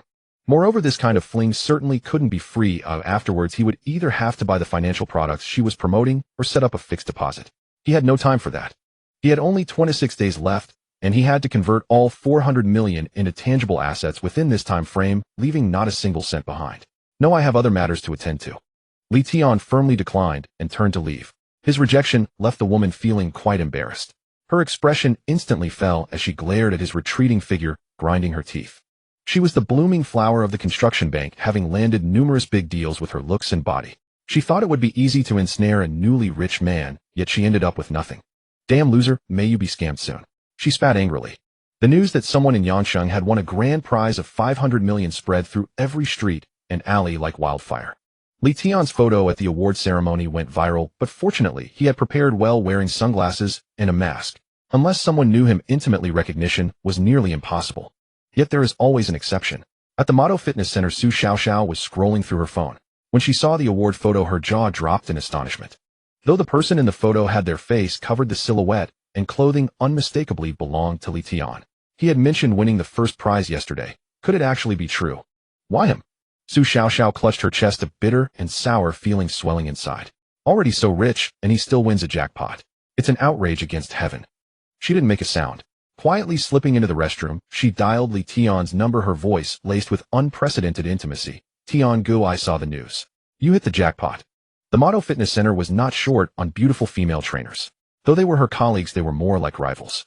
If they ever learned Tian was a billionaire, those women would stop at nothing to snatch him away. Although she was confident in herself, the other women were no pushovers either. Tian, who was driving, was taken aback. He hadn't expected to be recognized so soon. Could it be that he was just too handsome, his charm undeniable, even behind sunglasses? Xiaoxiao, what are you talking about? I don't understand. He tried to play it off with a chuckle. Tian Ge, how could I not know your body? Su Xiaoxiao let out a soft laugh, her tone suggestive. I've traced every muscle line with my hands. Besides, you wore that sportswear just yesterday. Tian gave an awkward chuckle. It was his own carelessness. Tian Ge, don't worry, I won't tell anyone. Su Xiaoxiao quickly pledged her loyalty, then shifted the conversation. Could you just change into a different set of clothes before coming to work out? I'm afraid my colleagues might recognize you and cause trouble. Tian Ge, rest assured, I won't breathe a word. I'm just asking you to change clothes. I'm worried my colleagues will recognize you. In her heart, Su Xiaoxiao had made a firm decision. She had to win Tian over. Even if she couldn't be his official girlfriend, being a mistress would still bring considerable benefits for Tian. Had always been generous. The most regretful was the shop owner who had sold Tian the lottery ticket. He clearly remembered cursing Tian as a fool behind his back. Now it seemed the biggest fool was himself. If only he had bought a few tickets back then, Even just one. He could have had a taste of the pie.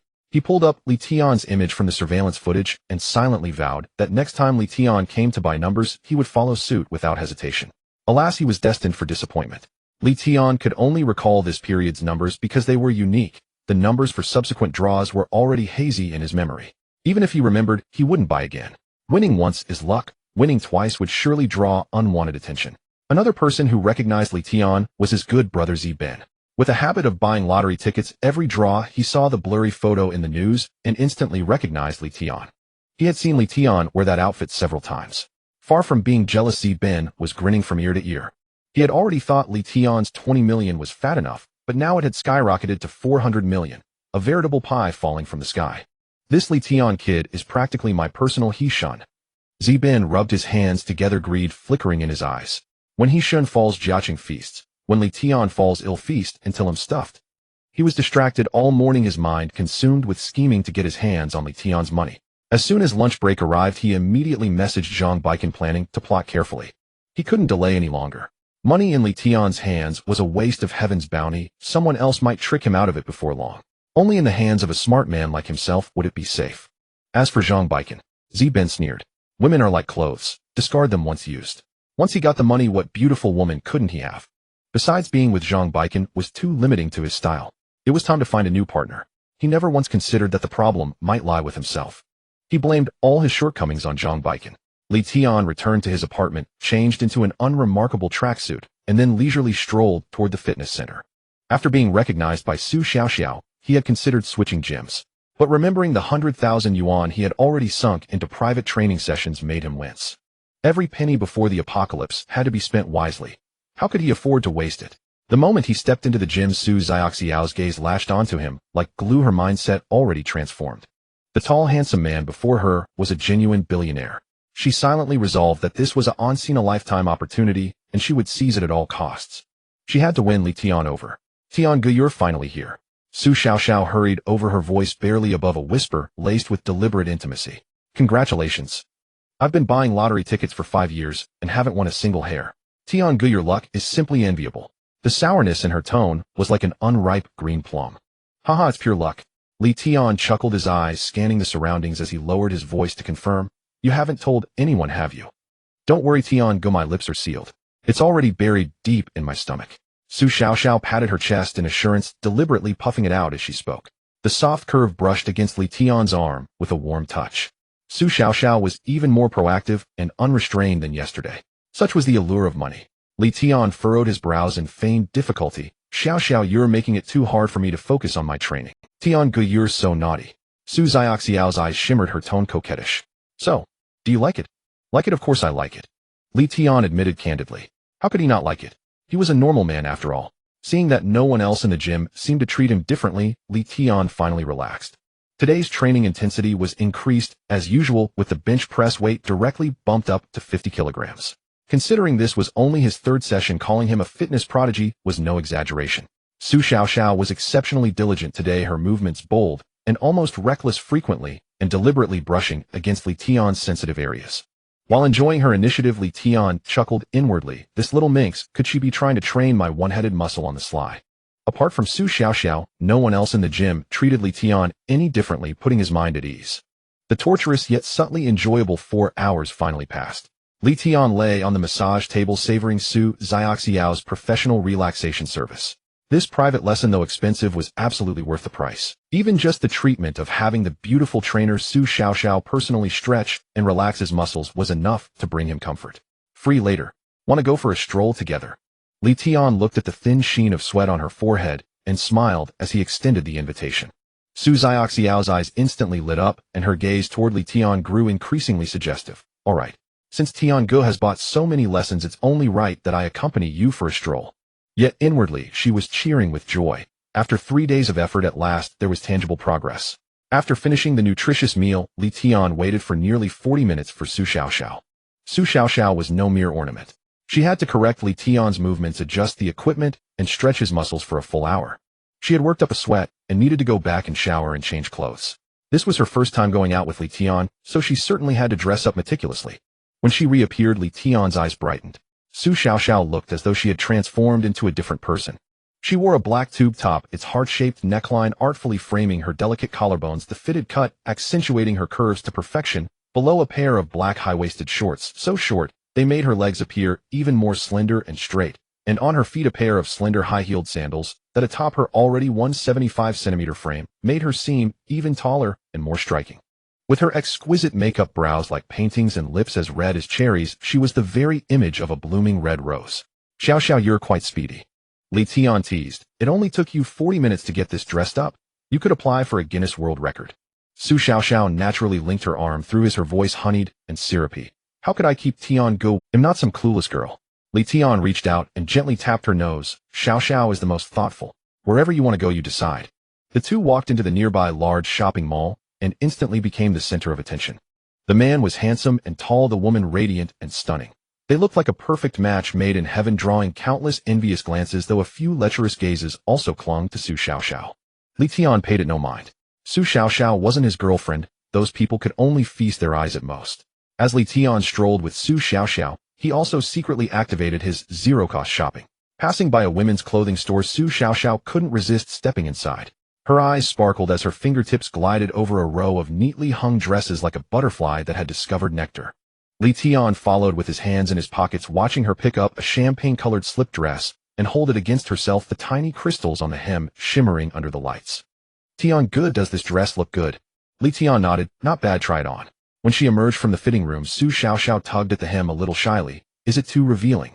The straps accentuated her delicate collarbones, and the slit ran up to her thigh, revealing a glimpse of smooth skin as she moved. Tian said nothing, simply tilted his chin toward the sales assistant. Wrap it up. He also pointed to the black lace top and denim hot pants she had glanced at a little longer. Get those two in her size as well. Xiaoxiao's eyes went wide. Tian, you don't have to buy so much. It's not cheap. Since you've tried them on, there's no point in putting them back. Tian pulled out his phone and scanned the payment code without even looking at the bill. Anything else you like? Pick them all out. Xiaoxiao's heart felt as if it were stuffed with candy swelling with sweetness. Tian looked so handsome when he paid. After shopping for over an hour, Xiao Xiao clutched the several outfits Tian had just bought her and said in a coquettish voice, Tian, I'm a bit tired. How about we head back? How could Tian not see the anticipation in her eyes? Women were born for shopping. How could she be tired so quickly? He deliberately probed. Where should we go to rest? How about my place? Xiao Xiao said nothing, just blushed and nodded eagerly. At this point, if he didn't take the bait, he'd probably regret it for the rest of his life. Tian brought her back to his apartment. Looking at the small, simply decorated place, Xiao Xiao was puzzled. Tian, why do you live here? This place doesn't match your wealth. Tian flopped onto the sofa and stretched out his legs. Xiao Xiao immediately and obediently helped him change into slippers, then knelt on the rug and began massaging his calf muscles with gentle hands.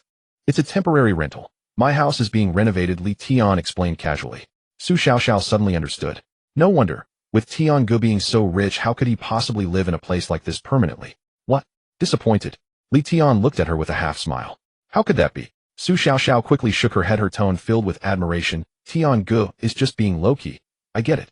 With that, she threw herself directly into Tian's arms, her soft body pressed tightly against his. Wait, let me order a delivery. We'll buy some of those. Tian didn't want any unexpected complications. Xiao Xiao looked up, her cheeks flushed, her voice as faint as a mosquito's hum. Tian, no need. I took the pill so it won't affect you. A night of passion with the spring breeze blowing several times. No one could have imagined that Tian, a novice without any aid from drugs, managed a full 7 rounds, each lasting astonishingly long, as if he were born to be an adult film actor. He knew in his heart that this was no natural talent. It was a blessing from his rebirth. The feeling Xiao Xiao gave him could only be described with one word: moist.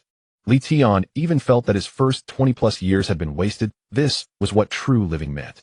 Although Xiao Xiao was not a virgin, she had only been with 2 boyfriends and had been single for over a year, almost as if she had returned to her factory settings. When he woke up the next day, Tian had a sudden idea. Remembering the photos Xiao Xiao had pestered him to take while shopping, he picked the one that looked most intimate and posted it on his Moments with the caption, 2 people, 1 world. His Moments had always been clean, and after his rebirth he had deleted all but 200 friends, leaving only Capital and Zhang Baikan, those 2 bastards. He posted this status to add fuel to the fire and force them to act quickly. Otherwise, all the groundwork and acting he had done would have been in vain. Just as Tian was about to get up, Xiao Xiao pulled him back. They say there are only tired oxen, never worn out soil. Lu Sun never lied. Tian didn't refuse. Saying no at a time like this would only make him seem impotent. It wasn't until the afternoon that the two finally made their way to the gym for their daily training. At home, Su Xiaoxiao was full of energy, but the moment she stepped into the gym, she wilted, barely able to lift a dumbbell. Xiaoxiao, don't slack off. I paid good money, you know. Tian deliberately teased her. Su Xiaoxiao collapsed onto the yoga mat nearby and whined weakly. Tian, Gidge, have a little pity on your girl, will you? I really have no strength left, and I'm so sleepy. Well, this Su Xiaoxiao, she had a big appetite but little stamina. Tian shook his head helplessly and started working out on his own.